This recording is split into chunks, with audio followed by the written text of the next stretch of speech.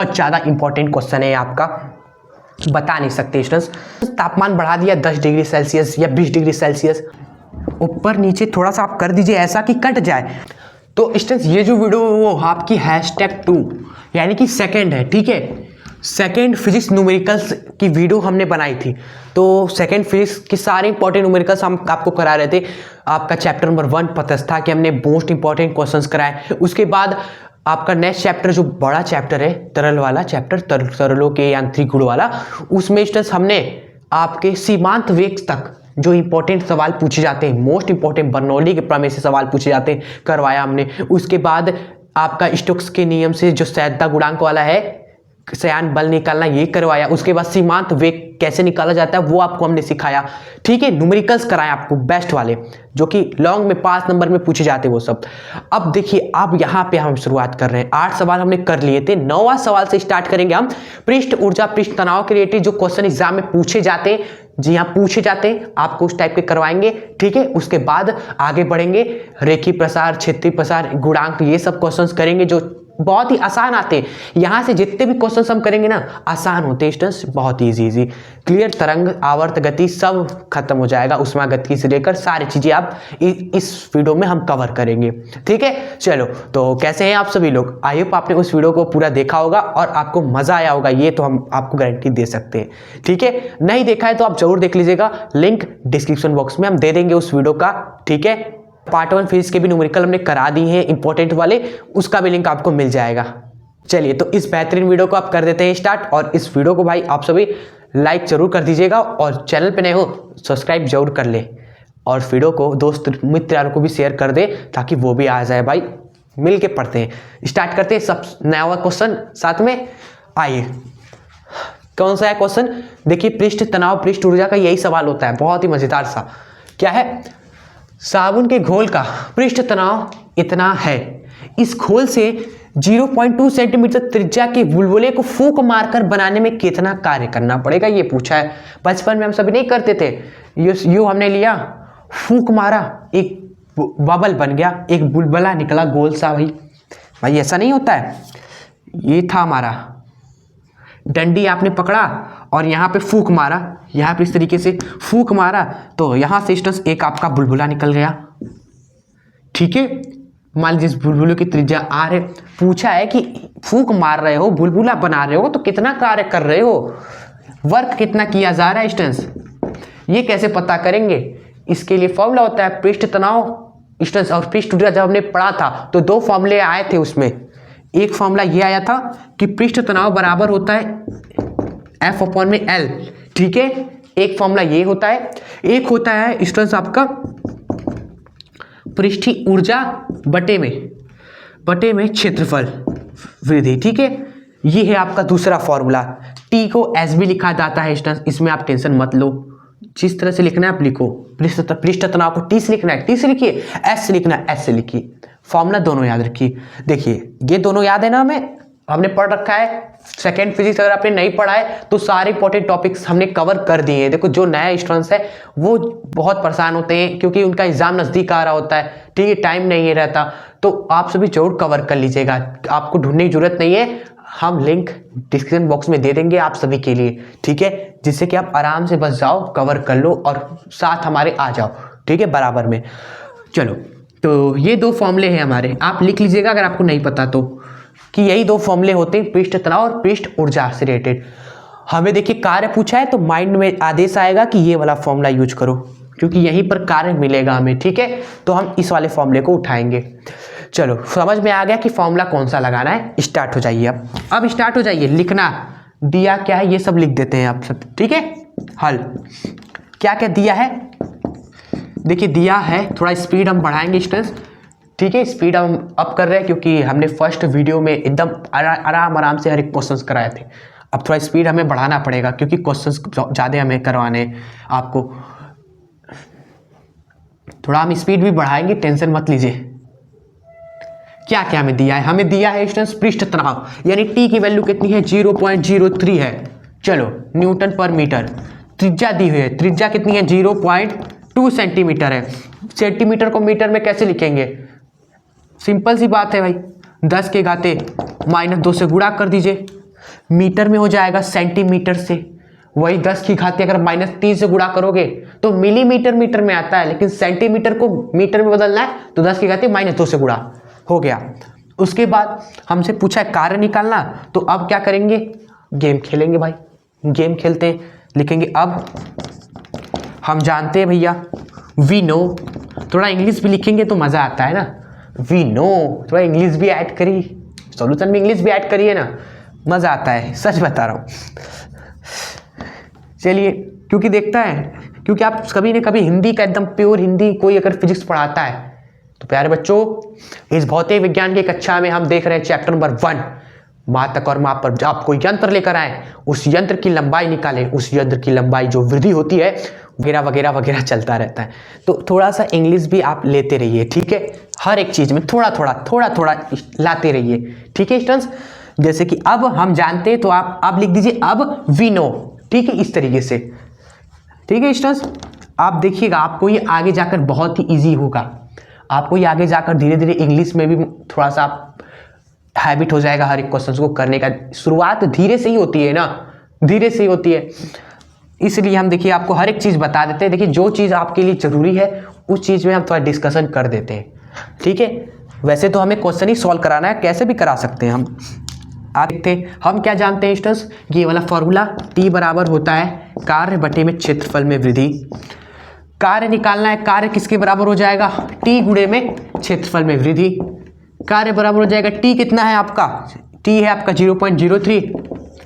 क्षेत्रफल में वृद्धि कैसे निकालेंगे स्टूडेंट्स, क्षेत्रफल में वृद्धि का क्या फॉर्मूला होता है भाई, ये होता है आपका भाई बाद का क्षेत्रफल में से पहले वाला क्षेत्रफल घटा दीजिए आप सभी, तो क्षेत्रफल में वृद्धि मिल जाएगा। या फिर आप ये भी कर सकते हो, पहले ही यहीं पर ही आप क्या करो, क्षेत्रफल में वृद्धि निकाल लो, पहले से ही निकाल लो आप सभी, या फिर सवाल करते हुए यहाँ पर क्षेत्रफल वृद्धि निकाल लो, आपको जो अच्छा लगे, ठीक है। चलो हमने नहीं निकाला था ये क्षेत्रफल वृद्धि पहले से, तो हम अभी निकाल लें। देखिए 0.03। देखिए बाद का क्षेत्रफल कैसे निकालेंगे, बुलबुला आर त्रिज्या का बना, बुलबुला आर त्रिज्या का बना स्टूडेंट्स। अब उसका क्षेत्रफल क्या होता है बताइए, एक बुलबुले का क्षेत्रफल क्या होता है, वो होता है पाई,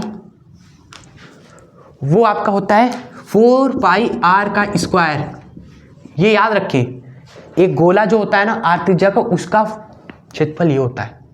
बुलबुला भी क्या है, गोला ही है ना, वही होगा क्षेत्रफल उसका, ठीक है। तो बाद का क्षेत्रफल क्या हो जाएगा, 4 पाई आर का स्क्वायर।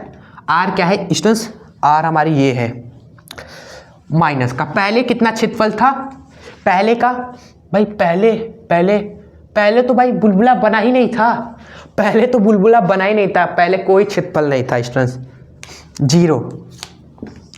क्लियर। अब आगे सॉल्व करते हैं, चलिए इसको इरेज कर देते हैं। क्लियर, ये जो है ना मामला, बस इसको इरेज करेंगे, डेंस मरी फिगर नहीं होगा। चलिए आगे करते हैं, देखिए, और वहाँ पे ख़त्म हो जाएगा, फिर सॉल्यूशन ख़त्म। अब इजी है स्टूडेंट, सारे वैल्यूज रख देना है आप, अब यहाँ से आपको खुद ही कर लेना चाहिए, लेकिन फिर भी हम करवाते हैं आपको पूरा A to Z। 0.03 मल्टीप्लाई में देखिए 4, मल्टीप्लाई में पाई आप नहीं जानते हो 3.14, और आर का स्क्वायर, आर आपको नहीं पता, यहाँ पर लिखा है आपने 0.2 इंटू 10 के घाते माइनस का 2, भाई 0.2 इंटू 10 के घाते माइनस का 2, उसका स्क्वायर, इसका स्क्वायर भैया, ठीक है, स्क्वायर कर दीजिए आप सभी। क्लियर आप सभी को। चलिए आगे करते हैं। अब देखिए कार्य बराबर हो जाएगा स्टूडेंट्स, यहाँ पे देखो इसका मल्टीप्लाई, इसका मल्टीप्लाई, इसका मल्टीप्लाई कर सकते हैं, फिर उसका स्क्वायर कर देंगे हम सभी, इसका मल्टीप्लाई करिए भाई, 4 का गुणा करेंगे पहले इसमें, 4 गुणे 0.03, तो क्या होगा 0.12 आएगा, 0.12 आएगा। अब इसको इरेज करते हैं, अब चीज़ें आपको समझाएंगे कि कैसे कैलकुलेशन होता है। पहले इसका करिए तो 0.12 आया आपका, ठीक है। अब इस 0.12 का मल्टीप्लाई कर दीजिए इसमें 3.14 में, कैसे किया जाता है, हमें पॉइंट वाला गुणा नहीं आता, कैसे करें, तब हम छोड़ देंगे, ऐसा नहीं होता। आप पॉइंट मान लो कि है ही नहीं, 12 का गुणा करिए पहले इसमें 3 1 4 में, हम 12 का गुणा किए 3 1 4 में, तो हमारा मालूम है कितना आया था, 3768 आया था। हमें थोड़ी ना पॉइंट का टेंशन है, हमने ऐसे ही गुणा कर दिया, 12 गुणा कर दिया 314 में स्टेंस, हमारा उतना आया। अब क्या करिए, पॉइंट को देखिए, पॉइंट यहाँ पर कितने अंक बाद है, 2 अंक बाद है, यहाँ पर 2 अंक बाद है, तो आप कितने अंक बाद लगाओगे, 2 + 2 4 अंक बाद। कितने अंक बाद, 4 अंक बाद। क्लियर। तो 1 2 3 4 आप लगा दोगे पॉइंट इधर। क्लियर। और इधर 0 1 लगा दीजिए। देखिए कितना इजी तरीके से हो गया। तो पॉइंट वाला मल्टीप्लाई को ऐसे किया जाता है। क्लियर। हम पहली बार जब भी कोई चीज़ होता है बता देते हैं आपको। चलिए अब देखिए इसका स्क्वायर कर दीजिए स्टूडेंट्स। कैसे होगा, 0.2 का स्क्वायर करिए स्टूडेंट्स। 0.2 का स्क्वायर कैसे होगा, हमें नहीं आता। देखिए भाई 0.2 गुणे 0.2 करिए, पॉइंट का गुणा हमें नहीं आता। पॉइंट छोड़िए आप सभी, 2 गुणे 2 करिए, कितना हुआ, 4 आया। 4 लिखिए स्टूडेंट्स यहाँ पर। अब पॉइंट को देखिए, यहाँ पर 1 अंक बाद, यहाँ 1 अंक बाद, टोटल 2 अंक बाद आप लगाओगे, तो आप 2 अंक बाद लगाओ। एक दूसरा अंक है ही नहीं, हम छोड़ देंगे। देखिए ऐसे होते हैं स्टूडेंट्स, छोटी छोटी चीज़ में ना गिव अप करते हैं। लेकिन छोटी छोटी चीज़ जब बता देंगे, सीख जाएंगे ना, तो चेहरे पे स्माइल आती है, फिर वो कहते हैं कि अब हम करेंगे। क्लियर। देखिए वीकेस्ट स्टूडेंट को भी समझ में आना चाहिए। आई होप आपको आता होगा, लेकिन फिर भी आप भी इंजॉय करिए साथ में। ठीक है, 1 अंक बाद है यहाँ पर। ठीक है, दूसरा अंक नहीं दिख रहा, तो आप क्या करोगे, 0 मान लोगे। यहाँ 0 मान लीजिए 0 से ना आपका घाटा ना मेरा घाटा, तो आप 0 मान लो। तो आप देखो 2 अंक हुए, आप लगा दो पॉइंट स्टूडेंट्स।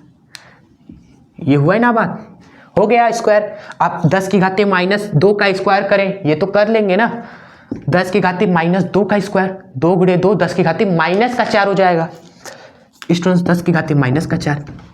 क्लियर आप सभी को। आप इसी तरह इसका मल्टीप्लाई इसमें करिए। दशमलव को कंसीडर करना बाद में करेंगे, दशमलव वगैरह लगाएंगे, फिर आपका आ जाएगा 0.015। आगे भी कुछ होगा लेकिन छोड़िए उसको, भाई इतना बहुत है। 10 की घाते -4 ये आपका कार्य है, इसलिए मात्रक जूल चिपका देंगे, आपका हो गया आंसर। ठीक है, आई होप आपको ये क्वेश्चन पहला वाला अच्छे समझ में आया होगा। इसी तरह सारे क्वेश्चंस आपको हम बताते चलेंगे, लास्ट तक बने रहिएगा आप सभी। ठीक है, आप नोट करते चलना, ये इंपॉर्टेंट सवाल है स्टूडेंट्स। ठीक है, ये पूछा गया है हाल ही में ही पूछा गया है, इसको नोट करिए।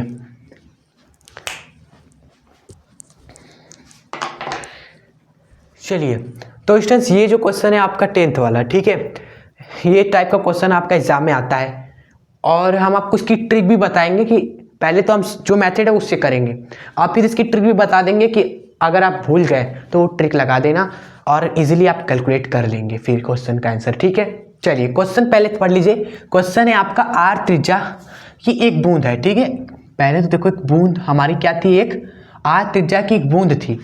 आर त्रिज्या की एक बूंद थी, ये मान लीजिए एक पानी का बूंद है आपका। ठीक है, लेट सपोज ये है पानी का एक बूंद आपका, जिसकी त्रिज्या कितनी है, आर है।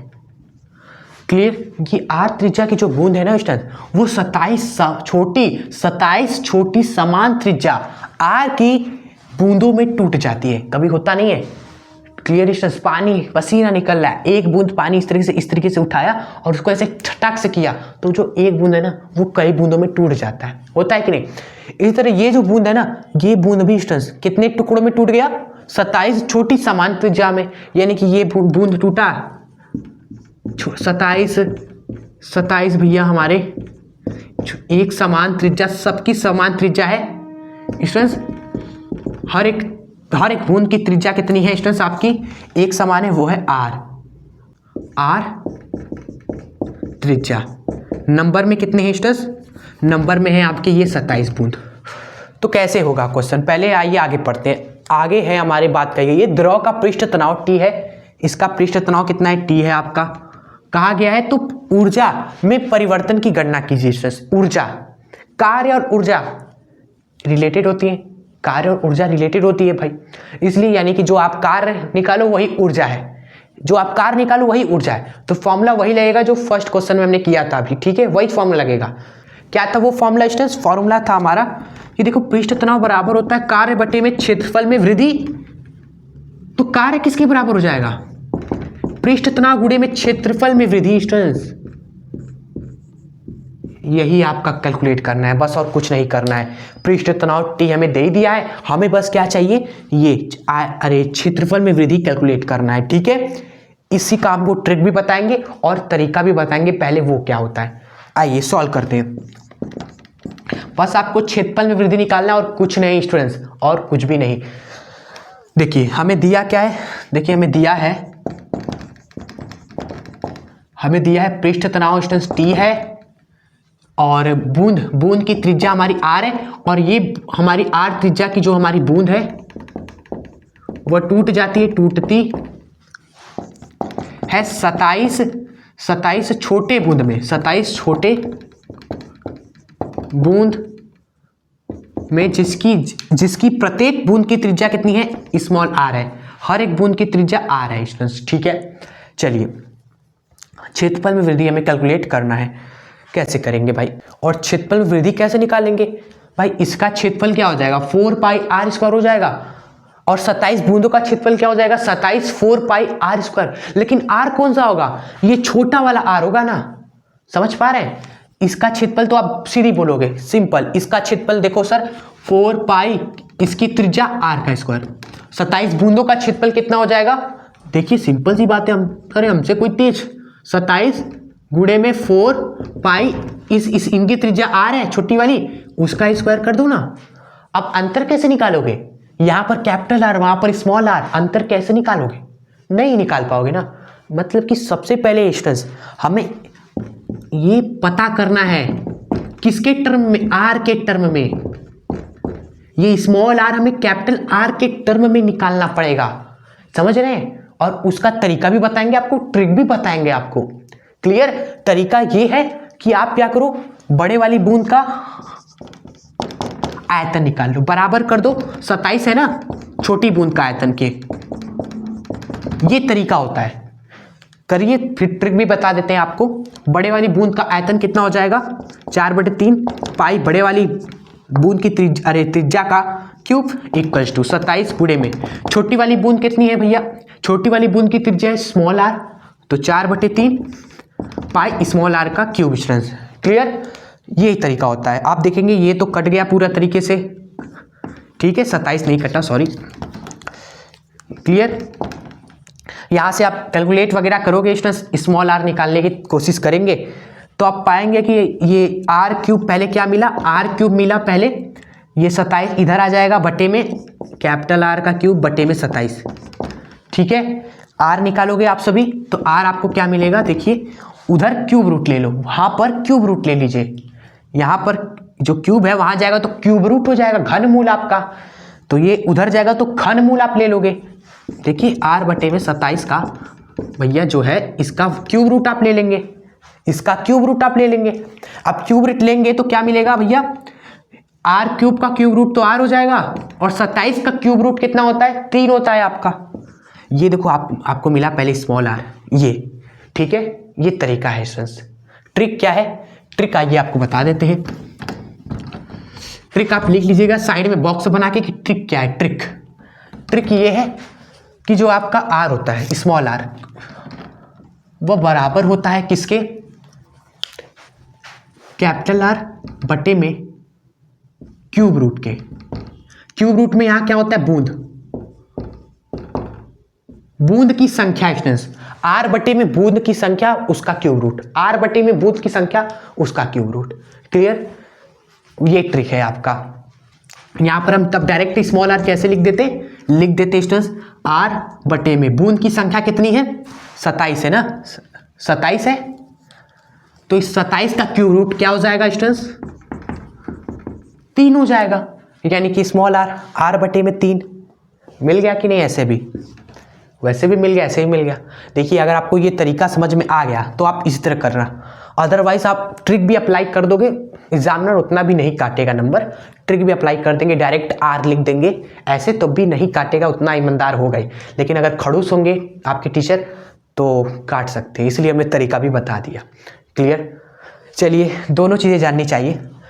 अब देखिए अब हम कैलकुलेट करते हैं अब क्षेत्रफल में वृद्धि, क्योंकि यही हमें चाहिए यहाँ पर रखने के लिए, तभी ना हमें ऊर्जा मिलेगी, कार्य मिलेगा एक तरीके से, ऊर्जा कार्य बात में एक ही है।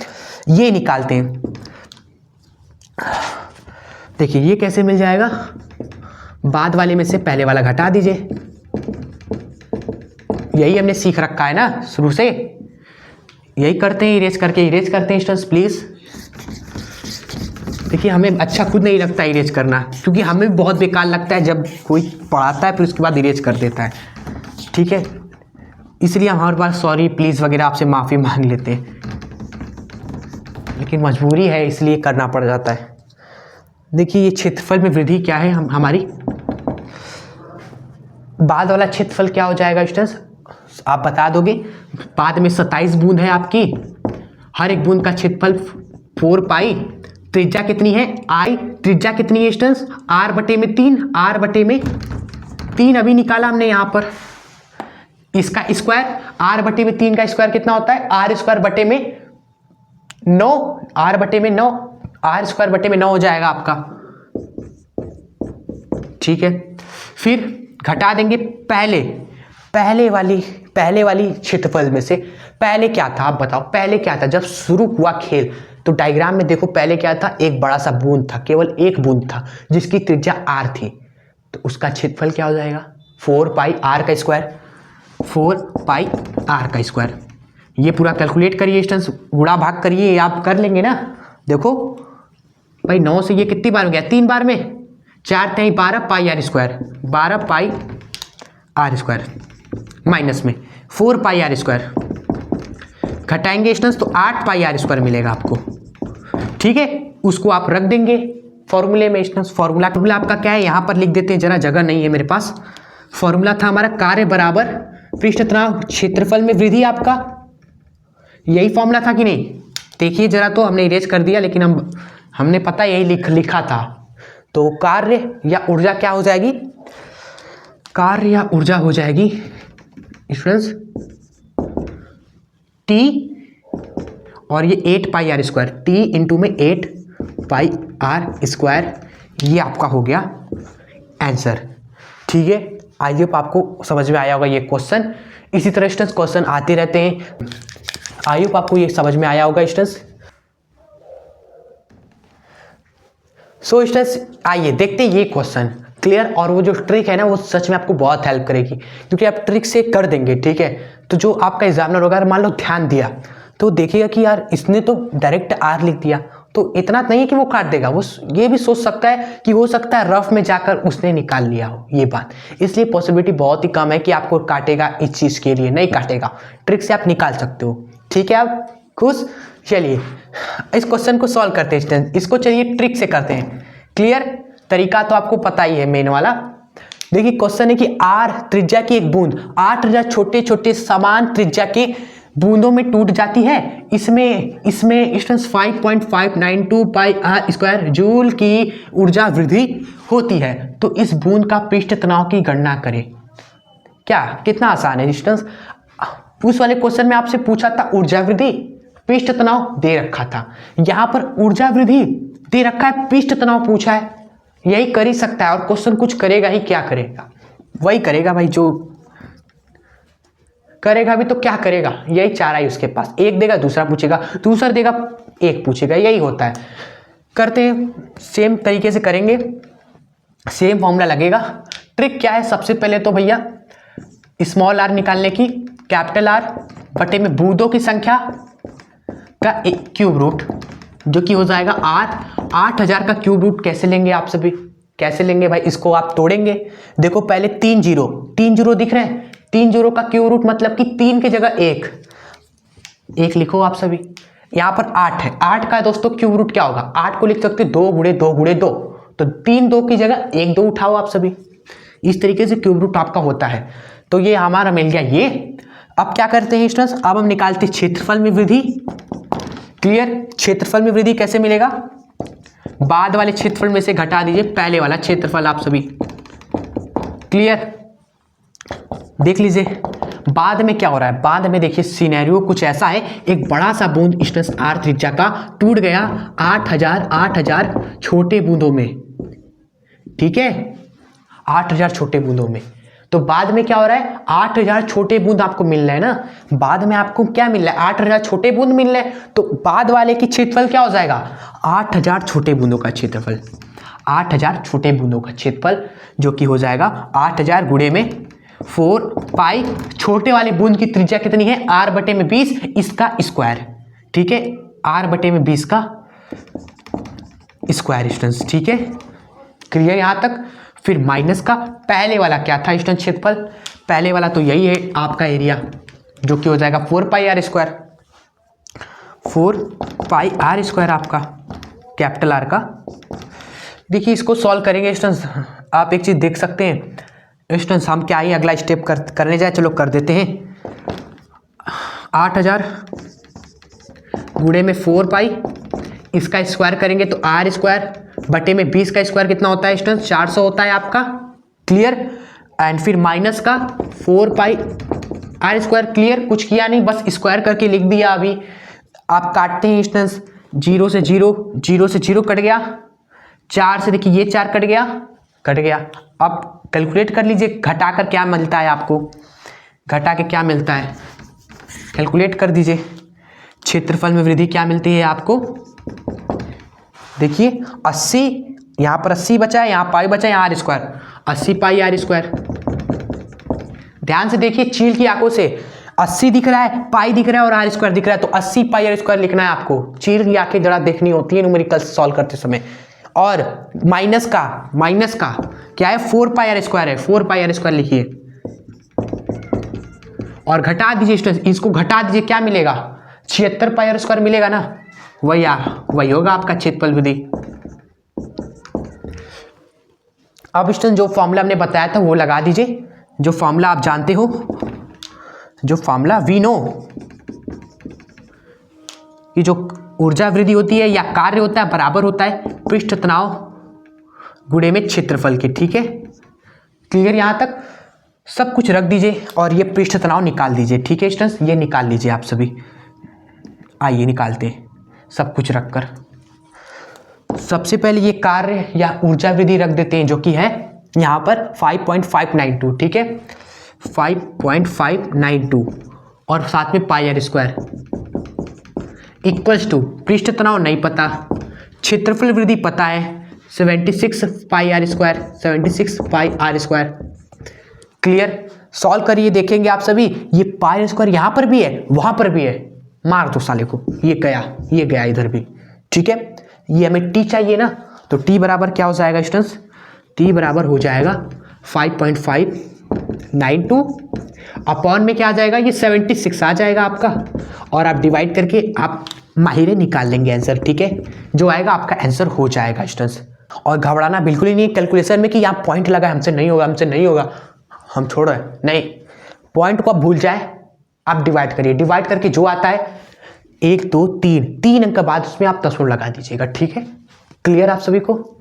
चलो भाई, ये हो गया स्टूडेंट्स आपका आंसर। चलिए अब हम बढ़ते हैं आगे सवालों की ओर, इंपॉर्टेंट क्वेश्चंस की ओर। भाई जो भी क्वेश्चंस आएंगे उन्हीं में से आपके एग्जाम में दिखेंगे, यही सारे क्वेश्चंस पिछले सालों से रिपीटेड आ रहे हैं, 2012-16 से लेके सब मैंने देख चुका है भाई, वही सारे क्वेश्चंस आते रहते हैं।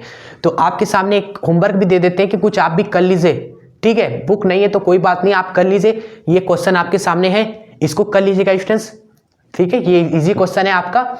उसके बाद सेकंड क्वेश्चन स्टूडेंट्स, ये बूंद से रिलेटेड जो हमने टाइप करवाए ट्रिक लगा के इसको भी फोड़ दीजिएगा, ठीक है। चलिए बढ़ते हैं अब आगे क्वेश्चंस की ओर।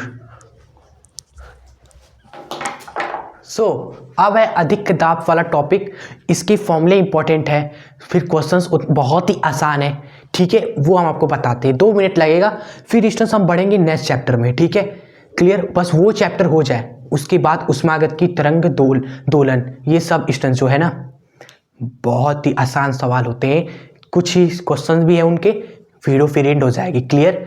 चलिए स्टूडेंट्स ये सब बहुत इंपॉर्टेंट है, दूसरा चैप्टर बहुत इंपॉर्टेंट है, तीसरे चैप्टर में रेखीय प्रसार, आपका क्या बोलते हैं क्षेत्रीय प्रसार, आयतन प्रसार गुणांक, इनमें रिलेशन, इनका फॉर्मूला बहुत इंपॉर्टेंट है, न्यूमेरिकल्स इंपॉर्टेंट है आपके, ठीक है। इसलिए आप देख रहे हो पहला दूसरा तीसरा चैप्टर में आपका टाइम लग रहा है न्यूमेरिकल्स में, क्यों, इनमें बहुत इंपॉर्टेंट टॉपिक्स है जो हमने कवर भी कर दिए हैं, सेकेंड फेज के प्लेलिस्ट में सारे वीडियोस भी हैं, आप देख सकते हो, क्लियर।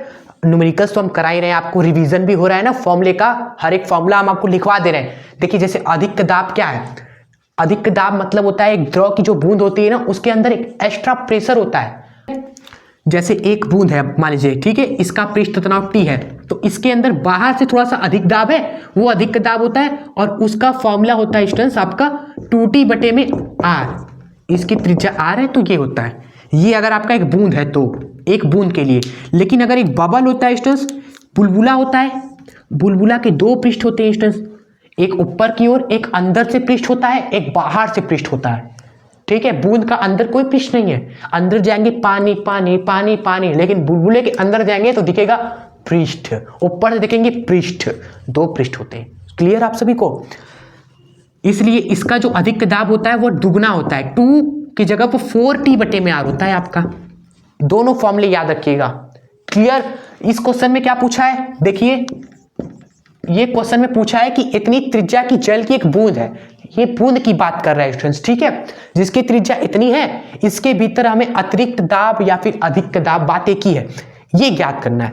पृष्ठ तनाव दे दिया हमें इतना है, तो सबसे पहले दिया क्या है वो लिख दीजिए, नहीं तो एक ही लाइन में सवाल सॉल्व हो जाएगा, थोड़ा सा बड़ा हो जाएगा ना इस तरीके से सॉल्यूशन। दिया है हमें त्रिज्या कितनी है 5 × 10⁻³ मीटर है। चलो, और पृष्ठ तनाव कितना है 0.5 न्यूटन है पर मीटर। आपको पूछा है अधिक दाब कितना होगा स्टूडेंट्स, जो अधिक दाब हो जाएगा लिखेंगे हम जानते। अब थोड़ा बड़ा करिए ना, जब छोटा सवाल है तो उसमें लिखिए हम जानते हैं, हमने पढ़ा है कि जो अधिक दाब होता है वो होता है 2T/r, 2T/r, तो सारे वैल्यू से रख दीजिए, 2 मल्टीप्लाई में T कितना है 0.5 है। चलिए R कितना है 5 × 10⁻³ माइनस का 3। चलिए तो ये सारे कैलकुलेट करिए, आप सभी सॉल्यूशन करिए। 0.5 का गुणा 2 में करेंगे 1 होगा, 1 को 5 से भाग करेंगे क्या आएगा, 1 को 5 से भाग करेंगे तो 0.2 आएगा आपका। फिर ये जो नीचे 10⁻³ है ये जरा ऊपर आए, ये जब स्टूडेंट्स ऊपर आएगा, स्टूडेंट्स आप भी ऊपर लाइए चैनल को भाई, शेयर वगैरह करिए अपने फ्रेंड्स को, अपने दोस्त मित्रों को शेयर करिए जिनको ज़रूरत हो। ठीक है, काफ़ी स्टूडेंट्स ऐसे भी होते हैं जो न्यूमेरिकल्स उनको डर लगता है, नहीं सॉल्व होता, मैथ्स में वीक होते हैं, स्टूडेंट्स हाथ नहीं चलते न्यूमेरिकल्स में, तो प्लीज़ शेयर करिए, क्योंकि शेयर करने से किसी न किसी की हेल्प होगी। ठीक है, चलिए तो ये आपका डिवाइड करने पर आया, और फिर जब ये ऊपर आएगा तो 10⁻³ से +3 हो जाएगा। क्लियर? दाब का क्या मात्रक होता है, दाब का मात्रक होता है पास्कल। ठीक है, और न्यूटन पर मीटर स्क्वायर भी होता है, जो आपका मर्जी वो लिख दीजिए आप सभी। ठीक है, चलो क्वेश्चन सॉल्व। चलो तो अब देखिए बढ़ते हैं हम नेक्स्ट क्वेश्चन की ओर, नए चैप्टर के। ठीक है, नोट कर लीजिए इस क्वेश्चंस। माफ करिएगा स्टूडेंट्स, अब जो आपके सवाल आएंगे ना सब आसान सवाल आएंगे पहली बात तो। ठीक है, खटाखट हम देखते चलेंगे और आगे बढ़ते चलेंगे। ठीक है, और कम से कम तो 20 सवाल तो हम करेंगे स्टूडेंट्स, क्योंकि 8 सवाल हमने फर्स्ट कर लिए पहले ही, अब कम से कम 12 इस वीडियो में करेंगे। क्योंकि आप बताओ अब क्या 5 चैप्टर में, हर एक चैप्टर के हम दोस्तों 4 भी ना सवाल करें एवरेज। ठीक है, ऐसे तो नहीं चलने वाला भाई, कम से कम 20 तो करें पूरे सेकंड पार्ट के, फर्स्ट पार्ट के 18 के, सेकंड पार्ट के कम से कम 20 करेंगे। क्लियर? कम से कम लास्ट तक प्लीज़ बने रहिएगा, सीखते चलेंगे। अगर आप नहीं पढ़े हो तो आप क्वेश्चन समझिएगा, फॉर्मूले लिख लीजिएगा, समझिएगा सवाल कैसे हो रहा है, क्योंकि आप आसान आते रहेंगे, करते रहेंगे, पढ़ते रहेंगे। जैसे देखो ये जो प्रसार वाला है ना, इसको कराने से पहले आपको फॉर्मूले लिखवा देते हैं। ठीक है, देखिए कौन कौन से फॉर्मूले हैं। एक आपका रेखीय प्रसार गुणांक होता है अल्फा, ये सिंपल सा फॉर्मूला होता है इसका भाई, ये होता है लंबाई में परिवर्तन बटे में लंबाई और तापमान में परिवर्तन। रेखीय है ना, रेखीय में लंबाई की बात होती है, तो लंबाई में जो चेंज हुआ परिवर्तन बटे में प्रारंभिक लंबाई और साथ में तापमान में परिवर्तन भी होता है। इसी तरह बीटा क्या है, क्षेत्रीय प्रसार गुणांक है, तो यहाँ पर क्षेत्रफल का बात होता है, यानी क्षेत्रफल में वृद्धि या क्षेत्रफल में परिवर्तन बटे में क्षेत्रफल और तापमान में परिवर्तन साथ में, सेम उसी तरह। गामा भी बता दीजिए, गामा है आयतन प्रसार गुणांक, यहाँ पर आयतन में परिवर्तन बटे में आयतन और साथ में तापमान में परिवर्तन होता है आपका। ये है 3 फॉर्मूले। उसके बाद इन तीनों में संबंध का एक फॉर्मूला होता है स्टूडेंट्स, है कि जो गामा, अरे वो जो बीटा होता है ना आपका, ये दुगना होता है अल्फा का आपका। ठीक है, और जो गामा होता है ना आपका, ये तिगना होता है अल्फा का। ये इंपॉर्टेंट चीजें हैं, ये इंपॉर्टेंट चीजें हैं। बाकी ये सब तो सबको याद है आपका, जिसको ये नहीं पता ना वो फेल कर जाता है न्यूमेरिकल में। जैसे ये न्यूमेरिकल देखिए स्टूडेंट्स, क्या है क्वेश्चन कि एक धात्विक छड़ की लंबाई 0 डिग्री सेल्सियस पर 5 मीटर है, जो 100 डिग्री सेल्सियस तक गर्म करने पर 5.01 मीटर हो जाती है। धातु का आयतन प्रसार गुणांक ज्ञात कीजिए। समझ गए क्वेश्चन? सिंपल है कि 0 डिग्री सेल्सियस पर जो छड़ था वो 5 मीटर का था। ठीक है, डायग्राम बनाते मजा आएगा। 0 डिग्री सेल्सियस करते हैं। देखिए, जब तापमान क्या था 0 डिग्री सेल्सियस था, तब लंबाई कितनी थी छड़ की? 5 मीटर थी। लेकिन जब तापमान स्टूडेंट्स तापमान 100 डिग्री सेल्सियस हुआ, 100 डिग्री सेल्सियस हमने गर्म किया भाई, ठीक है, तब जो लंबाई हो गई वो कितनी हो गई? 5.01 मीटर हो गई आपकी। समझे? आपसे पूछ दिया आयतन प्रसार गुणांक, आयतन प्रसार गुणांक गामा। आप कहेंगे गामा तो आयतन की बात करता है, आयतन तो कहा ही नहीं, हमें तो लंबाई की बात बोल रहा है। लंबाई चेंज हुआ, तापमान चेंज हुआ, तो यहां से आपको देखो क्या मिलेगा? आपको अल्फा मिलेगा। बस अल्फा मिल गया तो गामा कैसे मिलेगा? 3 गुना अल्फा का, 3 गुना अल्फा का। अब जिसे ये नहीं याद रहता ना, वो नहीं कर पाते सवाल, डेफिनेटली छोड़ देते, 4-5 नंबर के न्यूमेरिकल छोड़ देते हैं। हमने बता दिया तो आप तो करके आओगे। आप क्या करो, अल्फा ही निकाल लो, अल्फा ही निकाल लो स्टूडेंट्स। अल्फा का फॉर्मूला होता है, क्या होता है? अरे ये अल्फा का फॉर्मूला डेल्टा एल अपॉन में एल, और तापमान में परिवर्तन होता है। तो यहां से सारे वैल्यूज रखिए, डेल्टा एल, डेल्टा टी, परिवर्तन तो साफ दिख रहा है, फिर भी लिख देते हैं हम आपके लिए। चेंज कितना हुआ लंबाई में? 0.01 का, घटाएंगे 0.01 मीटर का चेंज हुआ लंबाई का। तापमान में कितना चेंज हुआ? 0 डिग्री से 100 डिग्री सेल्सियस हो गया तापमान। तापमान में कितना चेंज हुआ? 100 डिग्री सेल्सियस का हुआ। तो चेंज 100 डिग्री सेल्सियस का टेम्परेचर का हो गया। सारे वैल्यूज यहाँ रख देंगे, अल्फा बराबर हो जाएगा लंबाई में परिवर्तन 0.01 बटे में तापमान में परिवर्तन 100 का। लंबाई जो है पहले वाली भाई वो 5 मीटर की है। इसको सॉल्व करेंगे तो आपका आ जाएगा भाई 10⁻², ये भी ऊपर आएगा 10⁻², -4, 5 से डिवाइड करेंगे 0.2, यानी 2 × 10⁻5, 2 × 10⁻5 लिख सकते हैं। क्लियर? चलिए, तो ये हो गया हमारा स्टूडेंट्स, ये अल्फा हो गया, सॉल्व हो गया। ये कैलकुलेशन ही है आपका स्टूडेंट्स, कैलकुलेशन ट्रिक्स वगैरह सब बता रखिए। आपको क्या करना है, सिंपल सा देखिए 0.101 है, ठीक है, इसको 10⁻² लिख दीजिएगा आप सभी, सिंपल। यहाँ पर 100 क्या लिख दीजिएगा? 10⁻² लिख दीजिएगा। हमेशा 10 की घातों में हमें खेलना आता है, नंबर को डिवाइड करना आता है स्टूडेंट्स। तो ये जो 0.01 है इसको 10⁻² लिख दीजिए, 100 को 10⁻² लिख दीजिए, और ये 5 चलेगा ही आपका। ये 10⁻² ऊपर आएगा तो 10⁻² और -2 -4। क्लियर? फिर 5 से डिवाइड करेंगे तो 0.2 × 10⁻4 आएगा। तो क्लियर? देखिए सब ऊपर से जा रहा होगा मुझे लग रहा है। देखो भाई यहाँ पे घबराना नहीं है, -2 ऊपर है, नीचे 10⁻² और साथ में 5 है, ठीक है। 10⁻² ऊपर आएगा तो -2 और ऊपर आएगा तो ये भी तो माइनस का हो जाएगा, ठीक है। 10⁻² ऊपर हो जाएगा कि नहीं? टोटल 10⁻4 होगा ऊपर, और 5 से भाग करेंगे स्टूडेंट्स तो 0.2 डिवाइड करने पर आएगा। 1 को आप 5 से भाग करोगे तो 0.2 आएगा। इसी चीज को स्टूडेंट्स आप इस तरह लिख सकते हो। देखो ये पॉइंट हटाओगे तो एक अंक बाद पॉइंट है तो एक टेंशन बढ़ जाएगा, वही हमने लिख दिया स्टूडेंट्स। क्लियर यहां पर? चलो ये अल्फा मिल गया। देन गामा स्टूडेंट्स क्या हो जाएगा? 3 गुना हो जाएगा अल्फा का, यानी कि गामा विल बी हमारा 3 दूनी 6 × 10⁻5 पर केल्विन आपका, ठीक है, या डिग्री सेंटीग्रेड, जो आपका मन लिख दीजिए भाई।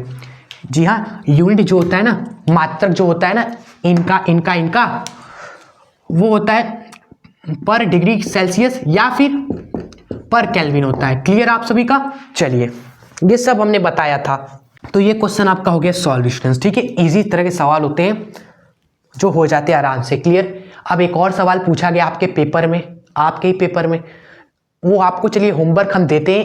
एक बार देने से पहले मैं एक बार क्वेश्चन और देख लेता हूँ, क्लियर, देखते हैं क्या उसमें थोड़ा सा अलग है। अगर अलग है तो हम आपको कराएंगे, अगर अलग नहीं है वैसे सेम ही तरह के आते हैं। आपसे कभी पूछ रहा आयतन प्रसार तो कभी क्षेत्रीय पूछेगा। क्षेत्रीय में क्या करेंगे भैया, दोगुना कर देंगे आप सभी, क्लियर। क्षेत्रीय प्रसार गुणांक में पता है कुछ ऐसा भी सवाल बनता है कि एक वृत्त है स्टूडेंट्स, उसकी त्रिज्या 2 सेंटीमीटर की है, ठीक है, एक वृत्त है उसकी त्रिज्या 2 सेंटीमीटर की है। सुनिए हमने क्या किया स्टूडेंट्स, तापमान बढ़ा दिया 10 डिग्री सेल्सियस या 20 डिग्री सेल्सियस, कुछ भी तापमान हमने बढ़ा दिया। तो स्टूडेंट्स वृत्त का जो त्रिज्या है वह कितना बढ़ेगा, आपका त्रिज्या में कितनी की वृद्धि होगी। तो और प्रसार गुणांक आपको दे दिया, अल्फा आपको दे दिया, अल्फा दे दिया, तो जो लंबाई में वृद्धि है वो इसी फॉर्मूले से निकल जाएगा, ठीक है। लंबाई में वृद्धि का एक लंबाई है, अल्फा से इस वाले फॉर्मूले से मिल जाएगा लंबाई में वृद्धि आपका। आप रखोगे पहली जो लंबाई थी 2 सेंटीमीटर वो रखेंगे, यहाँ पर तापमान में जो परिवर्तन किया वो रखेंगे, अल्फा रखेंगे जो सवाल में दिया है, ये निकाल लेंगे आप सभी। अगला चीज पूछता है स्टूडेंट्स कि वृत्त जो आपका सर्कल है उसका क्षेत्रफल में कैसे कितना वृद्धि हुआ। क्षेत्रफल की बात की तो तुरंत छलांग मारेंगे स्टूडेंट, छलांग मारेंगे आप यहाँ पर ये पहले वाली क्षेत्रफल निकालेंगे, ठीक है। तापमान में वृद्धि रखेंगे, बीटा स्टूडेंट्स रखेंगे, बीटा नहीं दिया है आपको सवाल में, आपको अल्फा दिया है, फिर भी बीटा कैसे मिलेगा, आप इसका दुगुना कर देंगे स्टूडेंट्स, ठीक है। ऐसे सवाल मैंने देखा है, बना है स्टूडेंट्स, ठीक है। हम आपको ज्यादा नहीं कराना चाहते, आपको कुछ बता ही दे रहे हैं कि खुद ही आप कर लो, आएगा तो खुद ही कर लेंगे आप सभी, ठीक है। बता दिया, याद रखना इस बात को। चलिए हम एक चेकआउट कर लेते, वो सवाल कैसा है आप इसको नोट कर लो।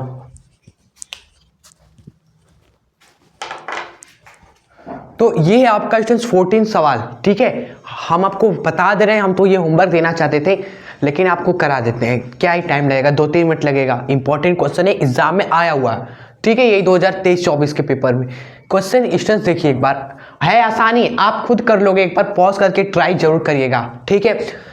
क्वेश्चन है कि तांबे की चादर में एक छिद्र किया गया स्टूडेंट्स 27 डिग्री सेल्सियस पर, इसका व्यास क्या है, इतना है।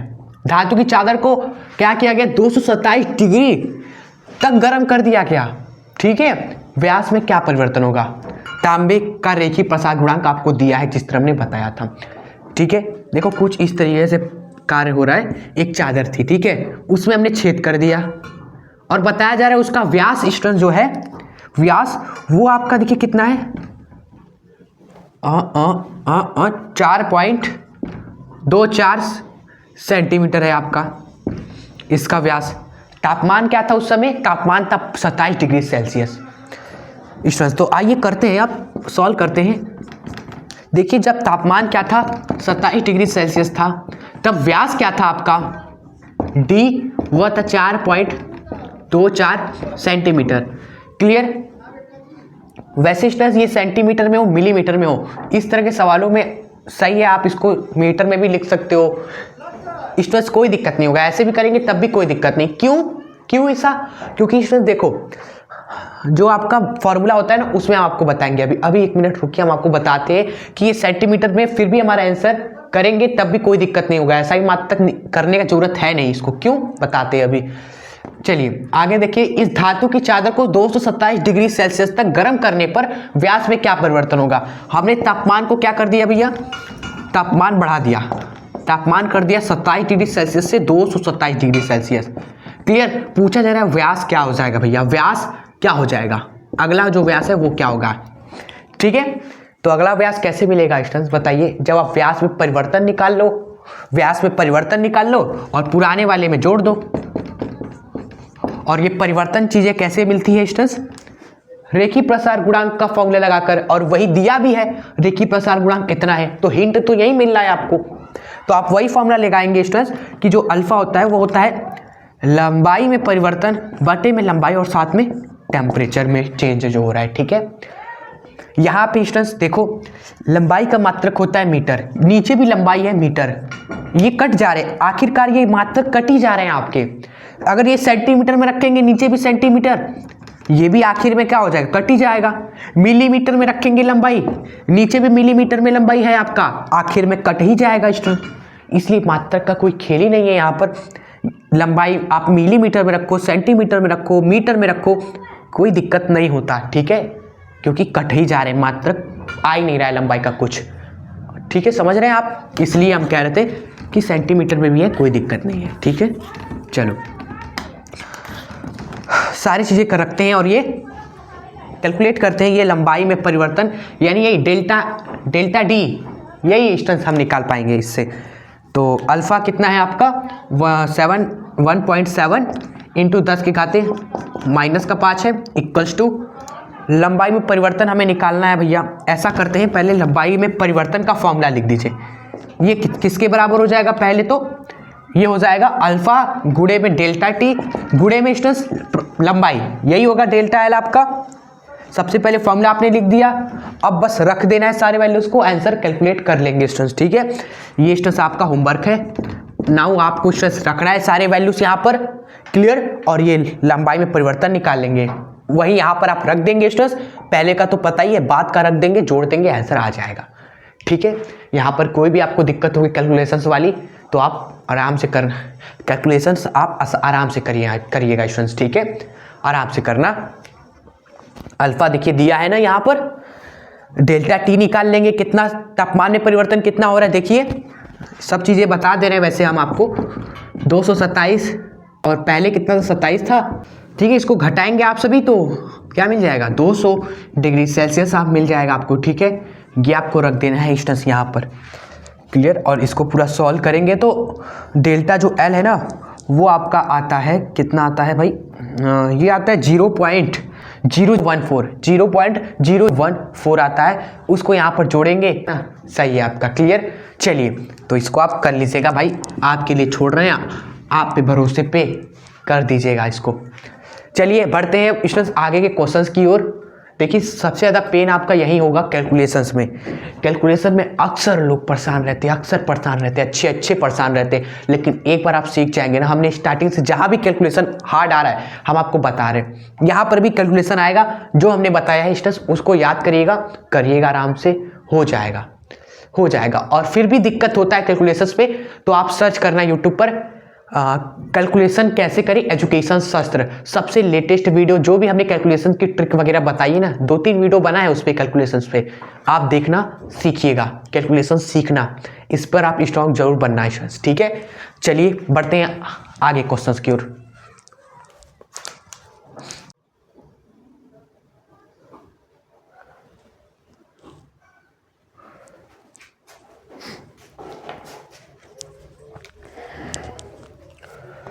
तो इस क्वेश्चन को करके अब हम बढ़ेंगे आगे के चैप्टर्स की ओर, ठीक है। और आपके हमने कहा था ना 20 सवाल तो करने ही हैं, तो अभी 15वां ही चल रहा है, क्लियर। आप बस ये ठान लो कि हाँ 20 सवाल हमें करके जाने हैं स्टूडेंट्स, बाकी जो हम टाइम जितना भी लग जाए हम करवा के ही जाएंगे, ठीक है। देख लीजिए ये क्वेश्चन आपका स्टूडेंट्स न्यूटन के शीतलन के नियम से रिलेटेड है। एक बार आप समझ लीजिए इस टाइप के क्वेश्चन को, आएगा तो आप कर दीजिएगा, हाँ आप जरूर देख लीजिए भाई। क्वेश्चन क्या है, आसान है, हार्ड तो है ही नहीं क्वेश्चन कोई भी। किसी पिंड का ताप 5 मिनट में 80 डिग्री सेल्सियस से 50 डिग्री सेल्सियस हो जाता है। यदि परिवेश का ताप स्टूडेंट्स क्या है 20 डिग्री सेल्सियस है, तो उस समय का परिकलन कीजिए जिसमें उसका ताप 60 डिग्री सेल्सियस से 30 डिग्री सेल्सियस हो जाएगा। मतलब कहा जा रहा है ना कि एक बॉडी थी, ठीक है, समझते हैं, एक बॉडी है आपकी, क्लियर, एक कोई भी बॉडी, पिंड, पदार्थ कुछ भी है आपका, 5 मिनट में क्या हुआ, 5 मिनट में इसका तापमान 80 डिग्री सेल्सियस से 50 हो गया, 80 से 50 हो गया 5 मिनट में, जय सही सुना आपने, ठीक है। परिवेश का तापमान 20 डिग्री सेल्सियस से, परिवेश क्या होता है, सराउंडिंग, कहां पर है ये बॉडी, उसका तापमान स्टूडेंट कितना है भैया, उसका तापमान है आपका 20 डिग्री सेल्सियस, ठीक है। आइए आगे बोला है कि उस समय परिकलन कीजिए भैया जिसमें उसका ताप 60 से 30 हो जाए। हमें वो टाइम निकालना है ना जिस टाइम में इसका तापमान 60 से 30 हो जाए, बस यही क्वेश्चन है स्टूडेंट्स, ठीक है। और न्यूटन का कौन सा फॉर्मूला लगता है यहाँ पर, वो लगता है तापमान में परिवर्तन बटा में समय बराबर होता है के, साथ में बॉडी का तापमान स्टूडेंट्स, लेकिन यहाँ पर बॉडी के 2 तापमान है, पहले केस में देख रहे हो 80 है फिर 50 हो जा रहा है, दूसरे केस में 60 है तो फिर 30 हो जा रहा है, तो ऐसे में बॉडी का क्या तापमान हम लेंगे? बॉडी का जो तापमान हम लेंगे, पिंड का तापमान जो हम लेंगे वह एवरेज ले लेते हैं, दोनों का एवरेज ले लेते हैं।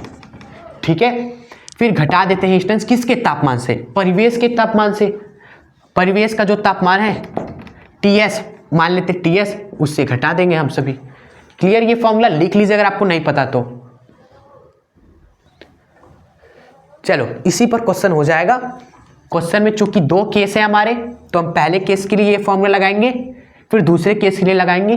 सवाल देखिए टी आपका देखिए कैसे आता है, खटाक से आएगा।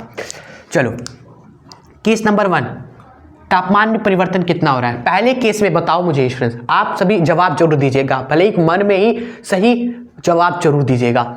बताइए पहले केस में तापमान में कितना परिवर्तन हुआ? बताइए, सब कुछ वहां पर है, कितना हुआ? आपका आंसर अगर आया है 30 तो सही बोला आप सभी ने। आप कहेंगे 80 से 50 हो गया परिवर्तन, 30 हुआ सर जी। ठीक है, तो यहाँ 30 लिखिए। टाइम कितना लगा? 5 मिनट, तो यहाँ टाइम लिखिए 5 मिनट इक्वल्स टू के की वैल्यू आपको पता है? आप कहोगे कहीं कुछ नहीं दिया है के के बारे में, यहाँ पर भी नहीं लिखा है कि ब्रैकेट में के इतना है, नहीं दिया ना, इसको उसी तरह छोड़ दीजिए। अब बताइए स्टूडेंट दोनों तापमान का औसत कितना होगा? 80 है 60 है, दोनों का औसत कितना होगा? बट कॉपी भी निकालो खटाक से, तो खटाक से निकालिए। 5 सेकेंड है, निकाल के बताइए। 1 2 3 4 5, टाइम अप। क्या आया? देखिए दोनों का जब आप औसत निकालोगे तो इसको जोड़ दो, फिर आधा कर दीजिए। ठीक है, 80 और 50 130, 130 का आधा 65। कितना आया? 65। सही है ना आपका मैच? चलो उसके बाद सराउंडिंग का जो तापमान है वह 20 है, वो रख देना है आपको, घटाना है इसको स्ट्रेस हमें। फिर इस के का वैल्यू यहाँ से निकाल लेते हैं। ठीक है, यही हमें नहीं पता, ये किसके बराबर हो जाएगा भैया? 30/5 6 हो गया आपका, और इसको घटाएंगे तो 45 इधर आएगा चूंकि, तो ये बटे में आ जाएगा आपका। तो के का वैल्यू स्ट्रेस ये हमें मिला पहले वाले केस से। ठीक है, अब हम चलते हैं दूसरा केस। दूसरे केस में भ्रमण करते हैं, केस नंबर 2। सेकेंड में क्या हो रहा है स्ट्रेस? सेकेंड केस में आइए प्रवेश करते हैं। कहाँ करते हैं सेकेंड केस? चलो यहीं करते हैं, जगह इधर ही दिख रहा है मुझे, इसको थोड़ा सा जगह बना दिया हमने, क्या ही दिक्कत है? बताइए सेकेंड केस में स्टूडेंट्स यह है सेकेंड केस। तापमान में कितना परिवर्तन हो रहा है? 60 से 30 हो रहा है तापमान में चेंज, 30 डिग्री का, तो यहाँ लिखेंगे 30 डिग्री। बटे में टाइम कितना लग रहा है? नहीं पता ना, ये टाइम ही तो नहीं पता हमें, यहाँ टी लिख दीजिए।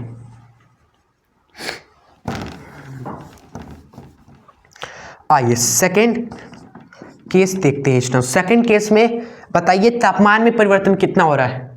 आप कहोगे 60 से 30 हो रहा है तापमान परिवर्तन, पूछेंगे तो 30 डिग्री का हो रहा है परिवर्तन। ठीक है, तो यहाँ 30 डिग्री लिखिए। टाइम का कुछ पता है? नहीं पता, इसको टी लिख दीजिए। इक्वल टू के का पता है कुछ? हाँ पता है, 6/45। ठीक है, निकाला तो था अभी हमने। फिर ब्रैकेट में स्टूडेंट्स क्या रखेंगे? बॉडी का तापमान, ये जो कि मिलेगा कैसे? दोनों का जब औसत ले लेंगे, 60 और 30 का औसत कितना आएगा भाई? 60 और 30 90, 90 का आधा करेंगे 45 आएगा, यहाँ 45 लिखिए। माइनस में परिवेश का तापमान कितना है? 20 ही है, ये तो बदलेगा नहीं। चलिए तो इसको सॉल्व करेंगे, आप सभी टी का वैल्यू निकाल लेंगे जो हमें पूछा है। हमें वही पूछा है स्टूडेंट्स, समय का परिकलन करना था, यहाँ से हो जाएगा। टाइम कितना आ जाएगा स्टूडेंट्स? इसको घटाएंगे 25 आएगा, 25 का गुणा 6 से करेंगे कितना हुआ? 25 गुणे 6 स्टूडेंट्स आपका कितना हुआ? 150 हुआ। 150 बटे में 45 स्टूडेंट्स, इसको सॉल्व करेंगे तो ये हो जाएगा 5 5 15 0 5 9 45। फिर देखेंगे भैया 30 से 30 कट गया स्टूडेंट्स, टी इधर 9 इधर, टी की जो वैल्यू आ जाएगी 19 मिनट आ जाएगी खट से। ठीक है, चलो स्टूडेंट्स ये क्वेश्चन हो गया सॉल्व। इस तरह के क्वेश्चन आएंगे तो आप इसी तरीके से केस बनाकर दो कर देना। फॉर्मूला याद रखिएगा, यही लगेगा। बढ़ जाए आगे के चैप्टर के क्वेश्चंस की ओर। आइए मूव ऑन। तो अब जो क्वेश्चंस है वो सभी स्टूडेंट्स ऊष्मागतिकी से आए हैं। ठीक है, ये वाला ऊष्मागतिकी का क्वेश्चन है जो कि एग्जाम में पूछा गया, ये भी हाल ही में ही, ये भी हाल ही में ही। कैसे होता है इस तरह का सवाल? आपको ग्राफ बना देगा, ठीक है, इस तरह का कुछ ग्राफ रहेगा और कहेगा संपूर्ण कार्य की गणना कीजिए स्टूडेंट्स। ठीक है, कौन सा ग्राफ रहेगा, ध्यान रहना, P इंटू वी ग्राफ रहेगा, PV ग्राफ स्टूडेंट्स, क्लियर। और ये ग्राफ बनाया तो समझ लो 5 नंबर का तो क्वेश्चन आता है। ठीक है, देखिए कैसे होता है, बस वो समझना है। आखिर कार्य कैसे मिलता है, वर्क स्टूडेंट्स, ये होता है दाब गुणे में आयतन में परिवर्तन, ऊष्मागतिकी में कार्य ऐसे ही मिलता है। दाब जितना लग रहा है, आयतन में जो परिवर्तन हो रहा है उसका मल्टीप्लिकेशन कार्य होता है। ठीक है, लेकिन यहाँ तो ग्राफ दिया है दाब और आयतन के बीच में, तो ग्राफ से कैसे मिलेगा, ग्राफ से कैसे मिलेगा? देखिए आप क्या करो, ग्राफ का क्षेत्रफल निकाल लो, वो आपका कार्य बन जाएगा। ठीक है, ग्राफ के केस में क्या करना है, PV ग्राफ का क्षेत्रफल आप कैलकुलेट करेंगे। ठीक है, वही आपका कार्य हो जाएगा। क्लियर, कहानी क्लियर की करना क्या होता है, ग्राफ का क्षेत्रफल निकालना होता है। अब प्रॉब्लम आएगी क्षेत्रफल निकाले कैसे, हमें नहीं आता, कैसे निकाले क्षेत्रफल भैया, दिक्कत होती है। देखिए आपको बताते हैं, देखो ग्राफ आपको दिख रहा है ऐसे है, ये है दोस्तों जो चित्र है ना वही ग्राफ है। ये जो चित्र आपको दिख रहा है ना इसी का क्षेत्रफल निकालना है आपका। ये जो चित्र दिख रहा है ना इसका क्षेत्रफल निकालेंगे स्टूडेंट्स आप सभी। ठीक है, ये 5 नंबर का, ये 5 नंबर का अलग अलग सवाल था, हमने एक ही में ले लिया क्योंकि आसान है। यहाँ पर भी क्षेत्रफल, वहाँ पर भी क्षेत्रफल निकाल लेंगे। पहले आपको बताते हैं कि कैसे निकलेगा, वो तो देख लीजिए। देखिए देखिए ये क्या है, ये आपको नहीं समझ में आ रहा कैसे क्षेत्रफल निकालेंगे, तो इसको 2 टुकड़े में तोड़ लीजिए ना भाई, यही है, इसी को तोड़ लीजिए 2 टुकड़ों में भैया। एक आयत में तोड़ लीजिए आप, एक त्रिभुज में तोड़ लीजिए आप सभी। और आयत त्रिभुज का क्षेत्रफल आप सभी को फॉर्मूला पता ही होगा। आयत का क्षेत्रफल का फॉर्मूला क्या होता है, लंबाई गुणे चौड़ाई। त्रिभुज का होता है हाफ आधार गुणे में ऊंचाई। ठीक है, हाफ आधार गुणे में ऊंचाई त्रिभुज का होता है। तो हम इसको वही करने वाले हैं, पहले आयत में तोड़ लिया, फिर त्रिभुज में तोड़ लिया, इसका क्षेत्रफल निकालेंगे, जोड़ देंगे फॉर्मूला लगाकर, भैया खत्म सवाल, 5 नंबर आपको मिल जाएगा। चलिए सबसे पहले यही वाला करते हैं सेकेंड। सबसे पहले कार्य निकालने के लिए क्या करेंगे, हम आयत का क्षेत्रफल निकालेंगे भैया और त्रिभुज का निकाल लेंगे स्टूडेंट्स। क्षेत्रफल दोनों को जोड़ देना है बस। ठीक है, फॉर्मूला क्या होता है इसका क्या फॉर्मूला होता है, लंबाई गुणे चौड़ाई।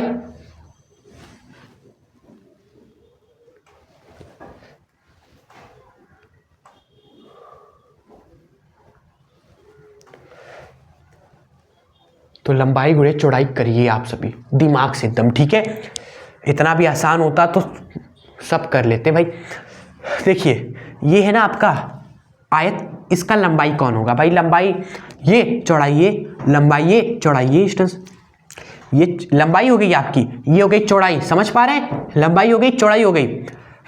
ये लंबाई कैसे निकालेंगे भाई, इधर क्या दिया हुआ है, ऐसे ऐसे डॉट डॉट करके क्यों दिया है आपको, यही चीज निकालने के लिए दिया है। देखिए ये किसके बराबर है, 10 नंबर पे ये वाला बिंदु है, 20 नंबर पे ये वाला बिंदु है, दोनों में अंतर कितना होगा, यही होगा, समझिए प्लीज। ये वाला बिंदु 10 नंबर पे है, ये वाला बिंदु 20 नंबर पे है, दोनों का अंतर करेंगे तो ये लंबाई होगा स्टूडेंट्स, यही आपका मिल जाएगा। 10 और 20 का अंतर कितना होता है आप सभी बताइए, 10 होता है ना भाई। इन दोनों को घटाएंगे तो लंबाई आपको मिल जाएगी सिंपली। क्लियर, आप सभी को ये चाहिए था तो इन दोनों को घटा दीजिए, मिल गया। इसी तरह स्टूडेंट्स चौड़ाई चाहिए, चौड़ाई देखिए ये है, ये डॉट डॉट करके 1 और 3 पर है, ये बिंदु डॉट डॉट करके 1 और 3 पे, तो अंतर करेंगे तो ये मिल जाएगा हमें, इन दोनों का अंतर। 3 और 1 का अंतर कितना होता है, 2 होता है। डायरेक्ट नहीं लिख रहे, डायरेक्ट इसलिए नहीं लिख रहे क्योंकि आप जब देखो दोबारा रिवाइज करो तो आपको पता चले कि कुछ नहीं करना होता, बस डॉट डॉट देखना होता है कहाँ पर मिल रहे हैं ये डॉट्स, यहाँ पर अंतर कर लो मिल जाएगा। ये डॉट यहाँ पर यहाँ मिल रहा है, अंतर कर लो मिल जाएगा। इस तरीके से आपको रिवाइज भी अच्छा हो जाएगा। इस तरह लिखिएगा प्लस में। हाँ, त्रिभुज में आते हैं, त्रिभुज हमारा ये है, आधार कौन होता है त्रिभुज का, नीचे वाला हिस्सा, ठीक है, और ऊंचाई होती है ऊपर वाला हिस्सा, ठीक है। चलो तो ये त्रिभुज है, इसका स्टेंस आधार कहाँ है, आधार ये है ना, ये बिंदु, ये वाला बिंदु और ये वाला बिंदु कहाँ पर है, 3 पर है, ये 6 पे है, तो स्टेंस अंतर करेंगे कितना होगा, 6 - 3 होगा, क्लियर आप सभी को। चलो फिर मल्टीप्लाई में ऊंचाई, ऊंचाई कौन है, ये है ऊंचाई हमारी। कहाँ कहाँ पर मिल रही है स्टूडेंट्स, 20 पर और 10 पे अंतर करेंगे स्टूडेंट्स, इनका हो जाएगा आपका। समझ गए, एक बार समझ लीजिए प्लीज कैसे हुआ रिवाइज करके। अगर आपको थोड़ा डाउट आ रहा है कि ये कैसे कैसे, एक बार समझ लीजिए, फिर नहीं दिक्कत होगा। देखिए बस सॉल्व कर दीजिए स्टूडेंट्स, घटाएंगे स्टूडेंट्स तो आपको देखो कार क्या मिलता है, 10 गुणे में 2 प्लस में हाफ, ठीक है। 6 माइनस 3 आता है 3 आपका, गुणे में 20 माइनस 10 10 इंटू ये कैलकुलेट करेंगे 20 प्लस 15 हो जाएगा 25 जूल स्टूडेंट्स कार्य है आपका। क्लियर यहाँ तक। आप इस तरह सेकेंड वाला स्टूडेंट्स कर लीजिए। देखिए क्या है, सिंपल है, त्रिभुज का ही क्षेत्रफल निकालना है, त्रिभुज का ही क्षेत्रफल निकालना है आप सभी को बस, और कुछ नहीं करना है, और कुछ नहीं करना है। त्रिभुज का स्टूडेंट्स क्या होता है, हाफ। आधार में, आधार क्या है स्टूडेंट्स, ये है, 1 पर मिल रहा है, 4 पर मिल रहा है, अंतर कर लीजिए आधार मिल जाएगा। ऊंचाई स्टूडेंट्स ये है, 3 पर मिल रहा है, 1 पर मिल रहा है, तो 3 माइनस 1 कर दीजिए, इसको कैलकुलेट कर दीजिए, क्या आ जाएगा, हाफ मल्टीप्लाई में 3 मल्टीप्लाई में 2 स्टूडेंट्स 3 जूल आ गया सेकेंड वाले क्वेश्चन का आंसर। क्लियर आप सभी को आ गया ना अच्छे तरीके से। चलिए सो अब पहले हम बढ़ते हैं नेक्स्ट क्वेश्चंस की ओर, ठीक है, नोट जरूर कर लें। और ये जो क्वेश्चन है आपका वो 17वां सवाल स्टूडेंट्स मोस्ट इंपॉर्टेंट क्वेश्चन है, क्योंकि इस क्वेश्चन में आपको बहुत ही चीज़ें हम आपको अच्छे से बताएंगे। क्लियर, आपको लिख देना है, कॉपी में लिख के रखना है ये क्वेश्चन, ठीक है। और जो चीज़ें हम बताएंगे वो भी स्टूडेंट्स बहुत ही अच्छे से बताएंगे, और लिख लीजिएगा आप सभी, ठीक है। देखिए ऊष्मागतिकी के हम पहले आपको बताएंगे सारे फॉर्मूलेस, मतलब कि वो फॉर्मूले जिस पे क्वेश्चन आपके आते हैं, जिससे आप उसको लिख लो पहले, ठीक है। पहले फॉर्मूले लिख लीजिए आप सभी, तभी हर एक क्वेश्चन जो भी बनेगा आप कर लोगे इजी तरीके से। देखो सबसे पहले तो कार्य की बात आती है कि कार्य कैसे निकलता है, ठीक है। कार्य का फॉर्मूला होता है P into students delta V होता है, ठीक है। और आदर्श गैस समीकरण में एक चीज आपने पढ़ा था, PV इक्वल टू nRT, ठीक है। तो इस चीज को स्टूडेंट्स हम nRT के रूप में भी लिख सकते हैं, ठीक है स्टूडेंट्स। ये पहला फॉर्मूला हो गया। दूसरा आपका हो गया आंतरिक ऊर्जा में परिवर्तन, ये भी पूछा जाता है। इसका फॉर्मूला होता है आपका NCV डेल्टा T, हमेशा NCV डेल्टा T करेंगे आपको मिल जाएगा आंतरिक ऊर्जा में वृद्धि, ठीक है। नेक्स्ट आपका है मेयर सूत्र, मेयर सूत्र जो आपका होता है CP minus CV equals to R। चलिए स्टूडेंट, और स्टूडेंट ये जो R होता है ना वो हम 2 लेते हैं। आप कहोगे R तो होता है 8.314 ऐसा कुछ, देखिए वो जूल में होता है, लेकिन कैलोरी में यहाँ बात होती है स्टूडेंट्स, कैलोरी में बात होती है। तो R की वैल्यू कैलोरी में 2 होती है। कैलोरी में जब कन्वर्ट किया जाता है 4.12 से 2 जो आपका नंबर है 4.18, हाँ उससे डिवाइड करेंगे तो वो 2 बन जाता है यार। कैलोरी में जब कैलकुलेट किया जाता है R की वैल्यू तो 2 आती है, ठीक है। तो यहाँ पर R की वैल्यू 2 लेते हैं हम हमेशा ऊष्मागतिकी क्वेश्चंस में। चलो और क्या है फॉर्मूला, ऊष्मागतिकी का प्रथम नियम स्टूडेंट्स बहुत ज़्यादा इंपॉर्टेंट है, कि कहता ये है कि किसी भी पदार्थ को हम ऊष्मा जो देते हैं,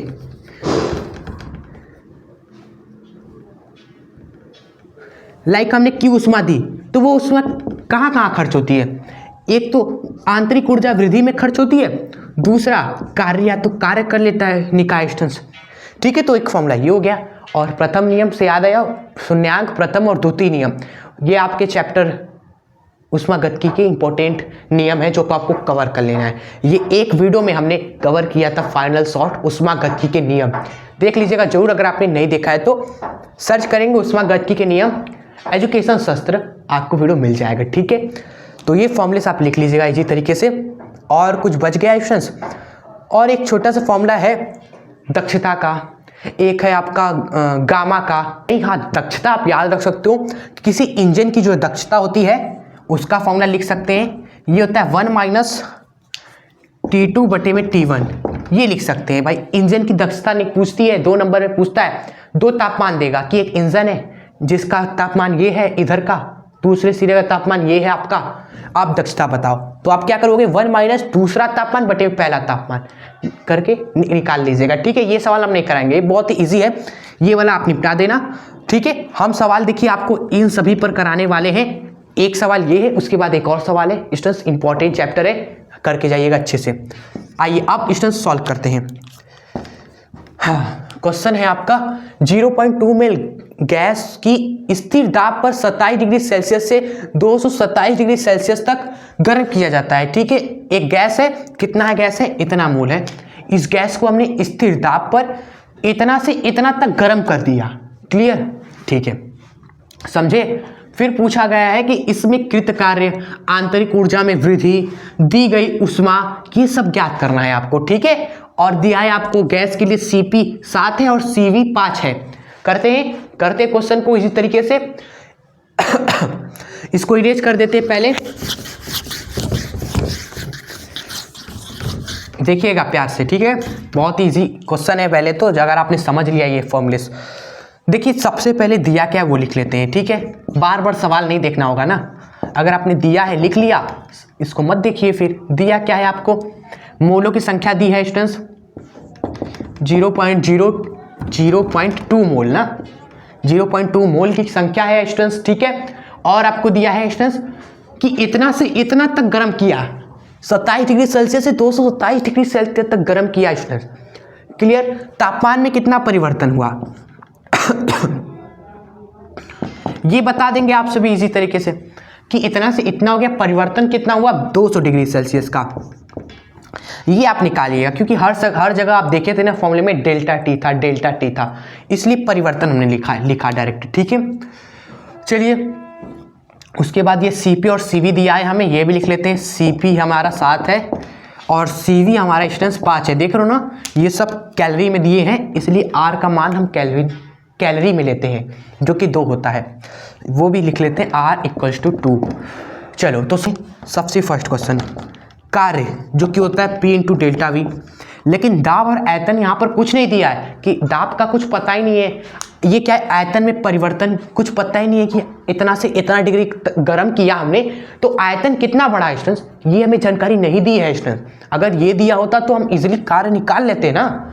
नहीं दिया है कि आयतन कितना बढ़ रहा है, समझ पा रहे हैं? आयतन के बारे में जानकारी नहीं दी, दाब के बारे में कुछ जानकारी नहीं दी, तो हम इसी चीज़ को एक अलग तरीके से लिखा जा सकता है ना, NR डेल्टा टी, इसका यूज करेंगे। क्योंकि हमें देखो N भी पता है, R भी पता है, डेल्टा टी भी पता है। NR डेल्टा टी, यहाँ से कार्य आ जाएगा। ठीक है, समझ पा रहे हैं? अगर फॉर्मूले पता हो ना, क्वेश्चन ये होते हैं जो कि हम लिखवा रहे हैं। हर एक क्वेश्चन में आप देख रहे हो हम फॉर्मूले लिखवा रहे हैं। आप प्लीज़ लिखने हैं सारे फॉर्मूलेस को, और वीडियो ख़त्म होने के बाद सारे फॉर्मूले फाड़ कर सामने चिपका देना। ठीक है, 2 दिन देखना, याद हो जाएगा। देखो N है 0.2, R है 2, तापमान परिवर्तन 200 स्टूडेंट्स। कैलकुलेट कर लेंगे, 2 दूनी 4, 2 दूनी 4, 0.4 गुणे ये 80, कार्य कितना आया 80 जूल आ गया आपका, सिंपल। क्लियर? अब आते सेकेंड पे, कितना आसान लग रहा है ना, फॉर्मूले पता होने चाहिए। यही सब सवाल बहुत हार्ड लगते हैं जब फॉर्मूले नहीं पता हो हमें। हम सारे फॉर्मूले एक जगह आपको बता दे रहे हैं। ठीक है, सेकेंड हमसे पूछे आंतरिक ऊर्जा में वृद्धि, ये क्या होता है? ये होता है आपका N Cv delta T students. ठीक है, N कितना है, N है आपका 0.2, Cv कितना है, Cv स्टूडेंट्स देखो दिया है यहाँ पर, हमने लिखा भी है 5 है, और डेल्टा टी यानी कि 200। भाई इसको गुणा भाग करिए, आपका आ गया 200 जूल स्टूडेंट्स। ठीक है, चलिए थर्ड क्वेश्चन पे आते हैं। जी हाँ, थर्ड क्वेश्चन क्या है, दी गई उष्मा ज्ञात करनी है स्टूडेंट्स। उष्मा कैसे निकालें आप स्टूडेंट्स? उष्मा के लिए क्या फॉर्मूला लगता है? प्रथम नियम, उष्मा गति का फर्स्ट लॉ, प्रथम नियम से प्रथम नियम लगाएंगे अब, जो कि होता है आंतरिक ऊर्जा में वृद्धि प्लस कार्य। ये सब चीज़ देखिए हमें पता है, रख दिए आप सभी यहाँ पर, रख दीजिए। ये है स्टूडेंट 200, ये है आपका 80 आपका, इसको रख के सॉल्व करेंगे, कैलकुलेट करेंगे, देन आपका 280 जूल आ जाएगा। दी गई उष्मा स्टूडेंट्स। क्लियर आप सभी को? तो क्वेश्चन हो गया स्टूडेंट्स डन। ये जो क्वेश्चन है ना वो डन हो गया अगर आपको सारे फॉर्मूले पता हो। ठीक है, चलिए एक और क्वेश्चन आपको हम करा देते हैं इसी बात पे।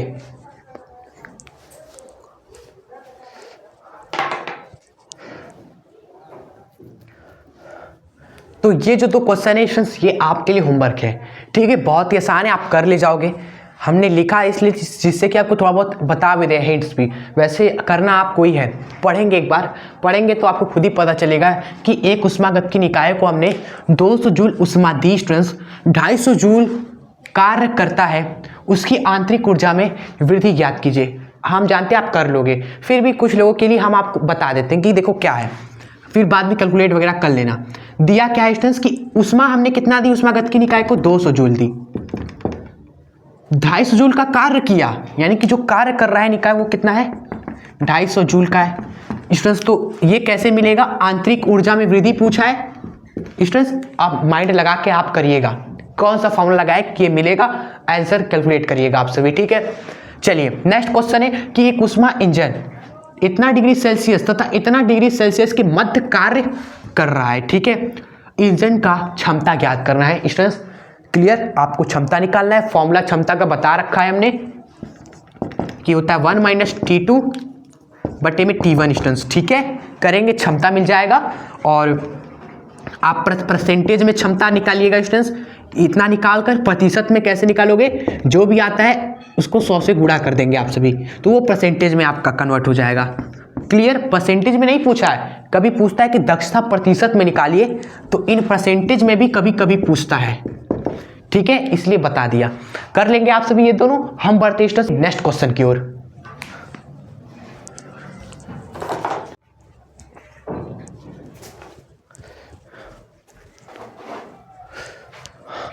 तो अगला जो चैप्टर है अणुगतिकी सिद्धांत, उसमें दोस्तों जो वर्ग माध्य मूल है ना उससे क्वेश्चन आते हैं आज। ठीक है, तो वर्ग माध्य मूल का फॉर्मूला आपको बता देंगे। अभी पहले क्वेश्चन देख लीजिए क्या है कि 27 डिग्री सेल्सियस पर ऑक्सीजन आणविक भार 32 है। इसके लिए स्टूडेंट्स अणुओं का वर्ग माध्य मूल वेग निकालना है, और 4 ग्राम गैस के लिए, 4 ग्राम गैस के लिए हमें गतिज ऊर्जा भी निकालनी है। आइए करते हैं हल। देखिए हमें दिया क्या है, टेम्परेचर 27 डिग्री सेल्सियस है। ठीक है, इसको आप क्या करना, केल्विन में बदल देना। केल्विन में कैसे बदलते हैं, 273 से जोड़ देंगे 27 को, तो ये केल्विन में हो जाएगा, जो कि आ जाएगा 300 केल्विन। ठीक है, ऐसा यूनिट आपका केल्विन है, इसलिए हमने किया। नेक्स्ट है हमारा स्टूडेंट्स आणविक भार। आणविक भार आपका होता है ना, वो दिया है, मोलर मास कितना है, 32 है आपका। चलो, और अणुओं का वर्ग माध्य मूल वेग हमें पूछा गया है।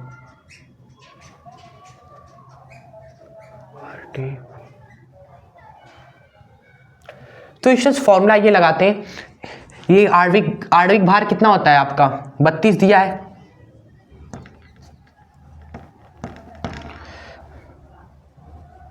मोलर मास आपका 32 है, जो कि ग्राम में होता है इक्विवेलेंट। ग्राम की चीज को किलोग्राम में आपको बदलना पड़ेगा स्टूडेंट्स, क्योंकि मोलों की संख्या अब नहीं निकालना है, हम वर्ग माध्य मूल वेग निकालना है।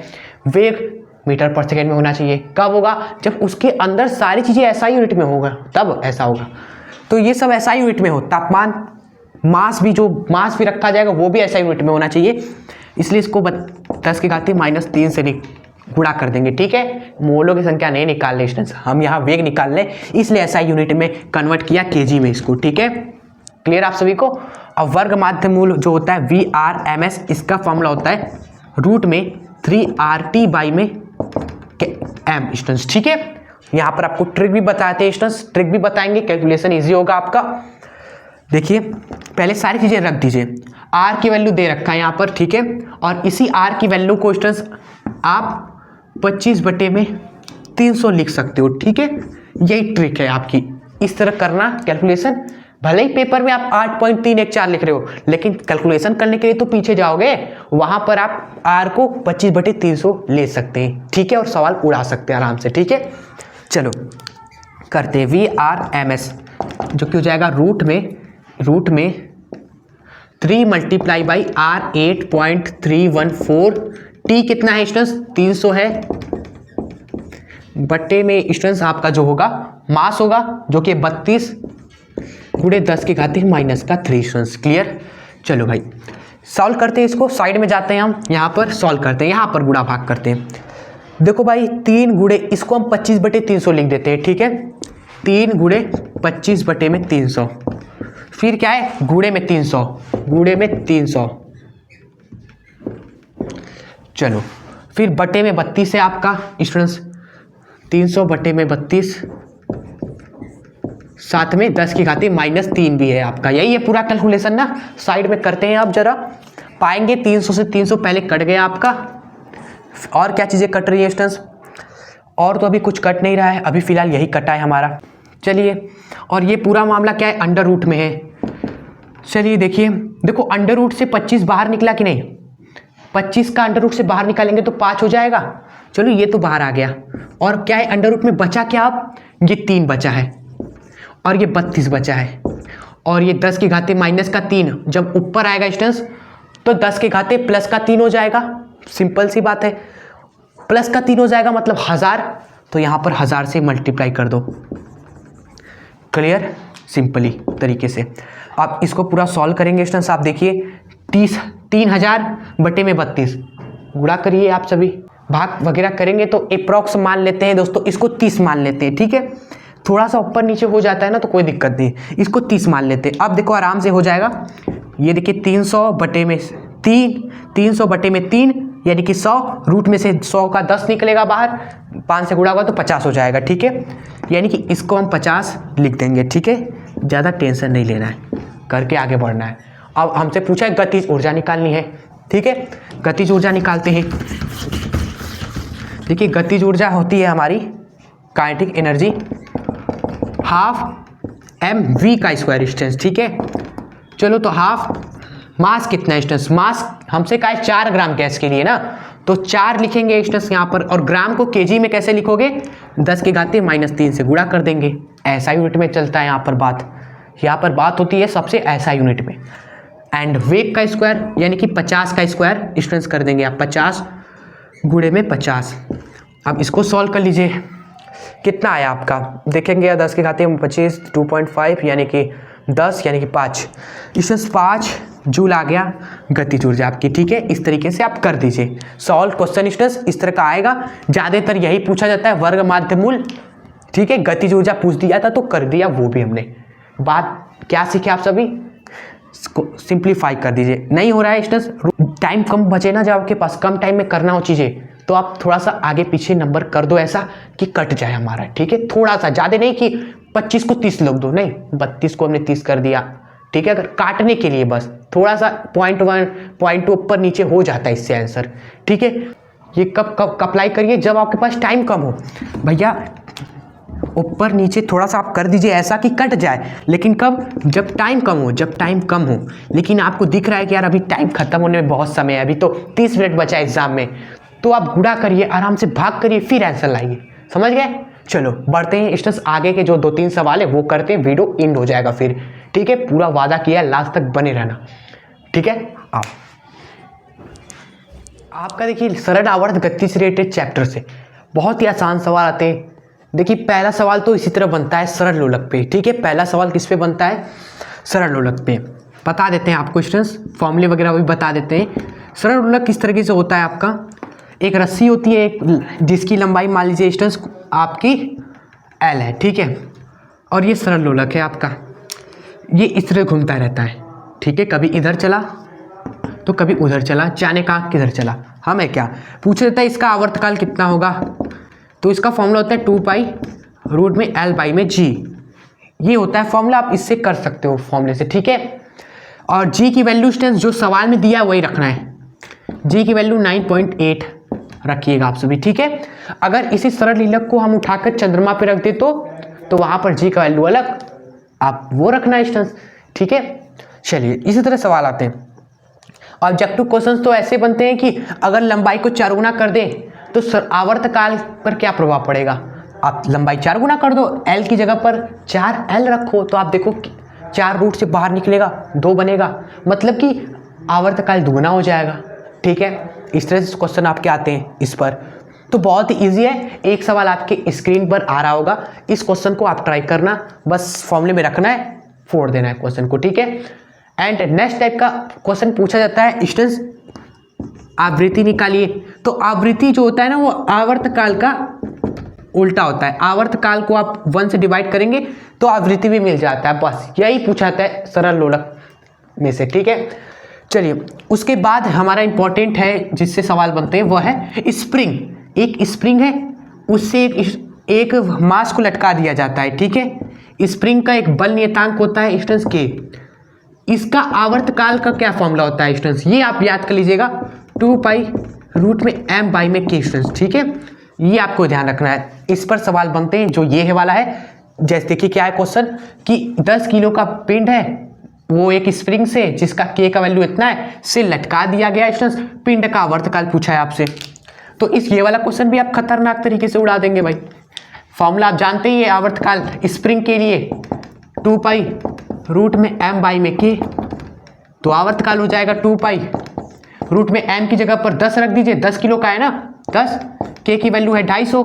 इसको सॉल्व करिए, आप पाएंगे 0 से 0 कट गया, 1/25 रूट में से बाहर आएगा तो 1/5 हो जाएगा, क्लियर। तो 2 पाई इंटू में 1/5, यानी आवर्तकाल आ गया स्टूडेंट्स, देखो कैलकुलेट करिए आप सभी इसको, पाई की वैल्यू 3.14 होता है, रखकर सॉल्व वगैरह करेंगे, आपका आवर्तकाल आ जाएगा, देखिए 2 गुणे में 3.14/5, 6.28/5 डिवाइड करेंगे स्टूडेंट्स, आवर्तकाल आ जाएगा 1.256 सेकेंड, ठीक है स्टूडेंट्स। इस तरीके से सवाल हो जाते हैं। आवर्तकाल का फॉर्मूला याद रखें, ये होता है आवृत्ति या ये होता है सरल लोलक के लिए, लेकिन स्प्रिंग वाले केस में स्टूडेंट्स ये होता है आवर्तकाल का फॉर्मूला, ठीक है। चलिए सुन, तो ये सब आप कर लीजिएगा, आएगा एग्जाम में तो बहुत ही इजी तरीके से हो जाएगा। अब हम पढ़ते हैं तरंग वाले जो सवाल बनते हैं उसको करते हैं, ठीक है। चलो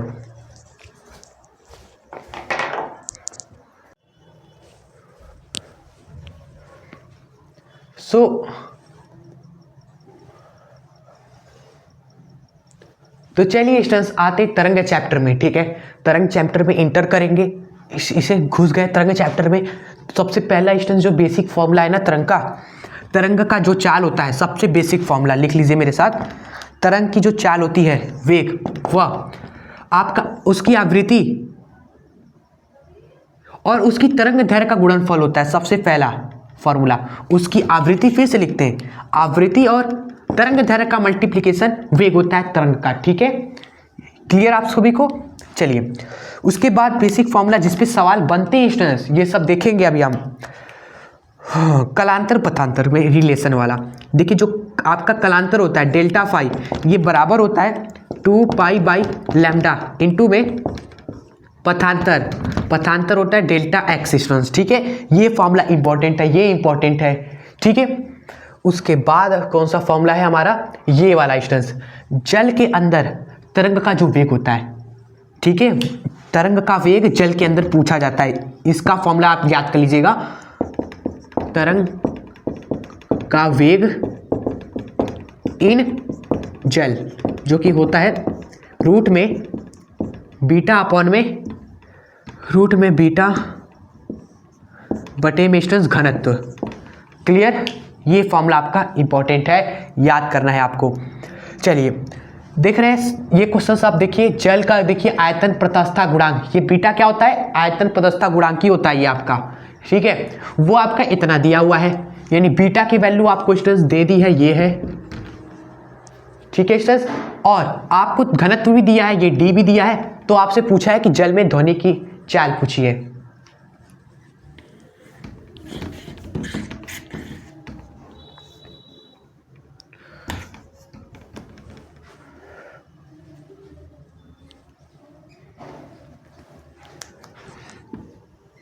और नेक्स्ट स्टूडेंट्स ध्वनि में भी बात की जाती है, ध्वनि की भी बात की जाती है, इधर ध्वनि की चाल उधर ध्वनि की चाल क्या होती है। तो उसका एक इंपॉर्टेंट फॉर्मूला है, वो है ध्वनि की चाल जल के अंदर, ठीक है। जल के अंदर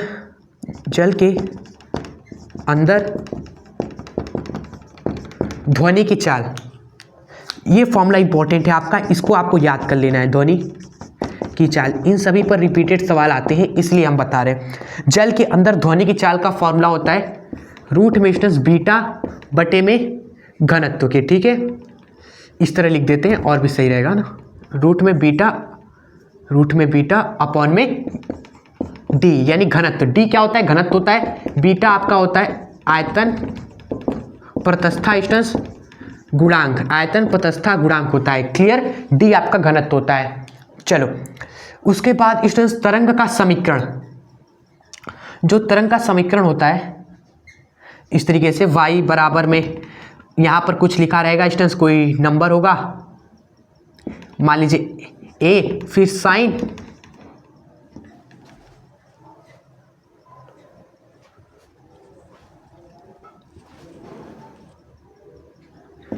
ओमेगा टी प्लस माइनस का के एक्स, इस तरीके से फॉर्मूला होता है एक तरंग का। स्टूडेंट सारे फॉर्मूले आपको बता रहे हैं जिससे आपको कोई भी दिक्कत ना हो, न्यूमेरिकल्स जो आए तो आप आराम से कर ले।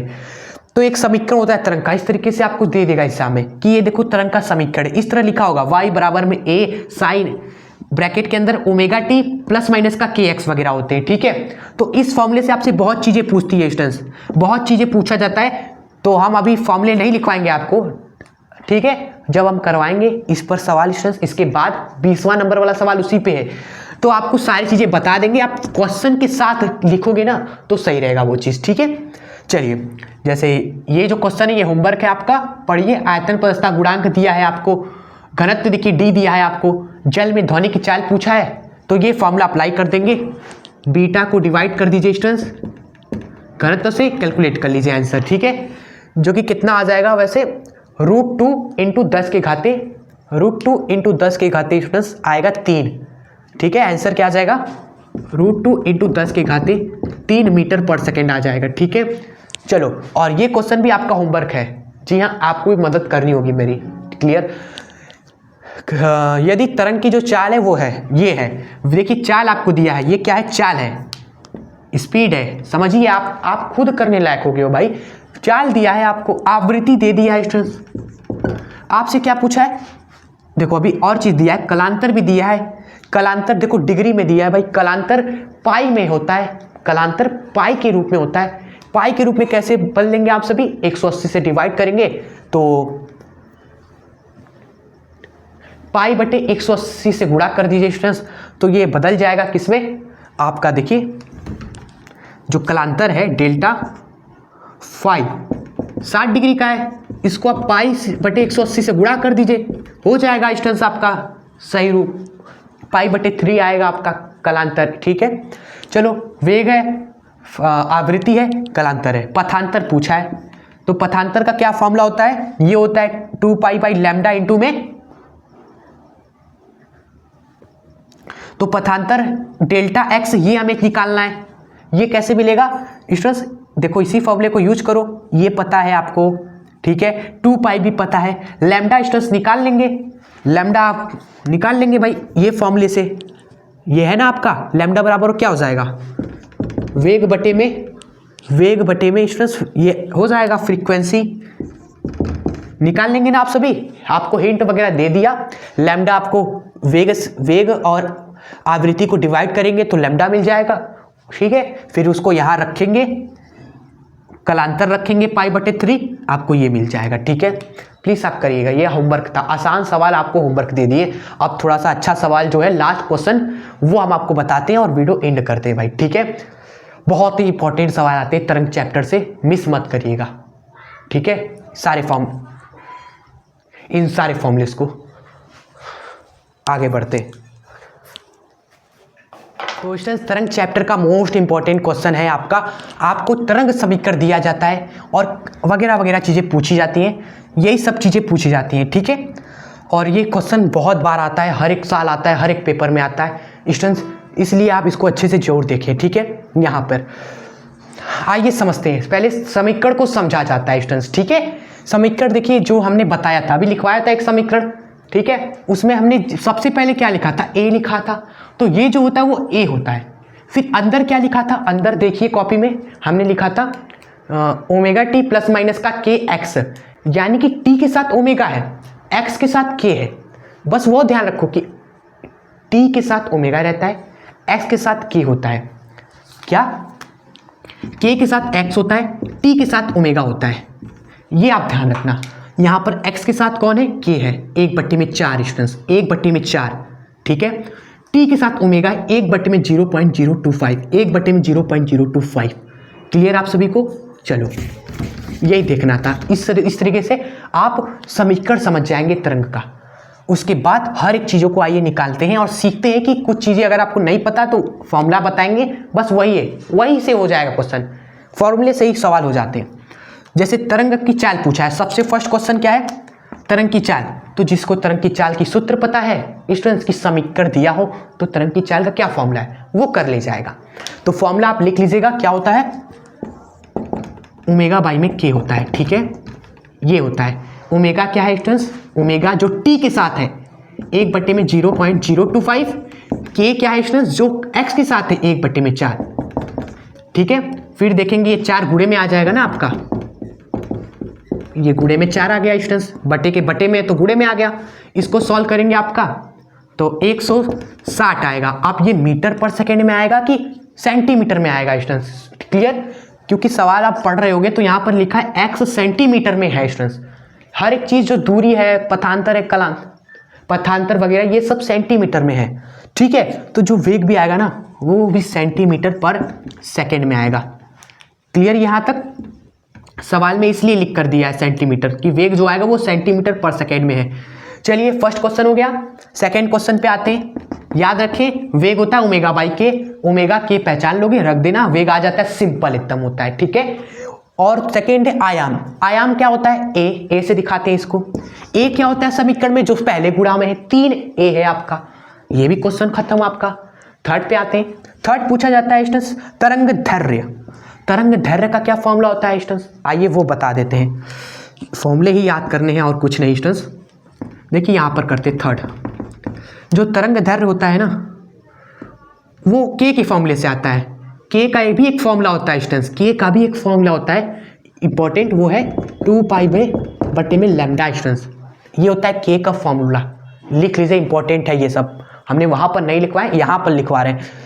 ये होता है, तो लैम्डा किसके बराबर हो जाएगा स्टूडेंट्स, आप देखेंगे लैम्डा इक्वल टू हो जाएगा 2π/, के आपका, के आपको पता है ना स्टूडेंट्स, के क्या है जो x के साथ है 1/4, यहाँ रख दीजिए स्टूडेंट्स, 1/4 रखेंगे, 4 आपका देखो 1/4 रखोगे आप सभी तो ये 4 गुणे में आ जाएगा, यानी कि स्टूडेंट्स 4 दूनी 8π हो जाएगा।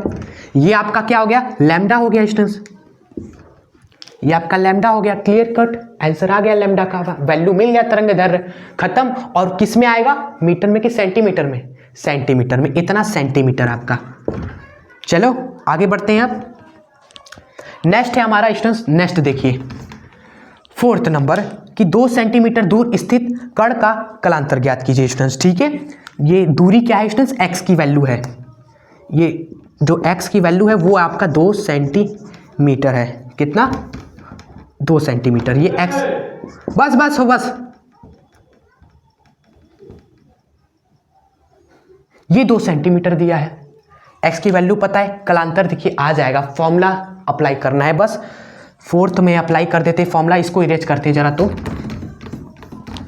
फोर्थ नंबर कलांतर का क्या फॉर्मूला होता है स्टूडेंट्स, बताओ स्टूडेंट्स, फॉर्मूला याद होना चाहिए आपको। 2π/, में लैम्डा, गुणे में पथांतर, ये सब इंपॉर्टेंट चीज़ें हैं। चलो 2π/, में लैम्डा क्या है स्टूडेंट्स, के है, वहाँ देखो के 2π/λ, सब चीज़ें खुल रही होगी दिमाग की, अरे ये सब चीज़, अरे ये सब चीज़ होता है। फर्स्ट टाइम पढ़ेंगे, जब जानेंगे तो आपको चकित होगा कि ये सब क्या हो रहा है, सब एक दूसरे से रिलेट हो जा रहा है। जी हाँ, होता है, कुछ कुछ होता है न्यूमेरिकल सॉल्व करने में, ठीक है। ये आपका के बन गया, जब आप माइंड खुलेगा ना तो आपको सब दिखेगा कि ये तो के हो गया हमारा।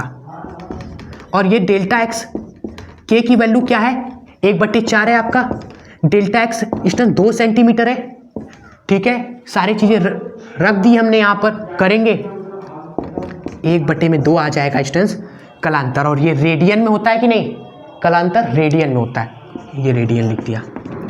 देखो इस तरीके से सवाल होते हैं, बहुत ज़्यादा इंपॉर्टेंट क्वेश्चन है आपका, बता नहीं सकते स्टूडेंट्स। ये क्वेश्चन आपका बहुत ज़्यादा इंपॉर्टेंट है, very very very very important question, जिसको आपको छोड़ना ही नहीं है भाई। एग्जाम से पहले जरूर देखना है, सारी चीज़ें खुद से करिएगा। हम तो कह रहे हैं फॉर्मूले बस याद रख लीजिएगा कि वेग इतना है, के का वैल्यू इतना है, कालांतर इतना होता है स्टूडेंट्स, और जो पीछे क्वेश्चन कराए उसमें जो फॉर्मूले बताया वो वीडियो यहाँ पर आप एंड करते हैं। ठीक है, बहुत लंबी हो गई है, 1 घंटे 1.5 घंटे तो हो ही गई होगी स्टूडेंट्स। ठीक है, चलिए कोई नहीं, आई होप आपने इस वीडियो को पूरा देखा होगा। यहाँ तक आए हैं तो कमेंट में जरूर बता दें कैसी लगी ये वीडियो, मज़ा आया कि नहीं आपको, ये जरूर बता के जाएं। ठीक है, ठीक है, ये जरूर कमेंट करें। आप सभी जरूर पढ़ेंगे, आपका कोई भी डाउट हो परेशानी हो तो वो भी बताएं हमें, जरूर हम आपके सॉल्व करेंगे स्टूडेंट्स। ठीक है, मिलते हैं आपसे नेक्स्ट वीडियो में। जो लोग नए हैं चैनल को सब्सक्राइब जरूर करके इससे जुड़ना मत भूलिएगा। आप सभी दिल से, वो भी दिल से जुड़े स्टूडेंट्स।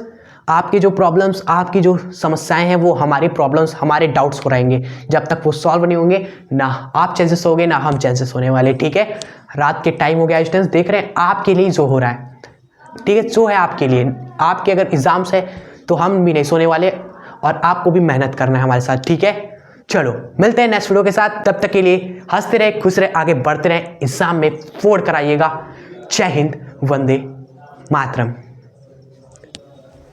इसको नोट जरूर कर लीजिएगा।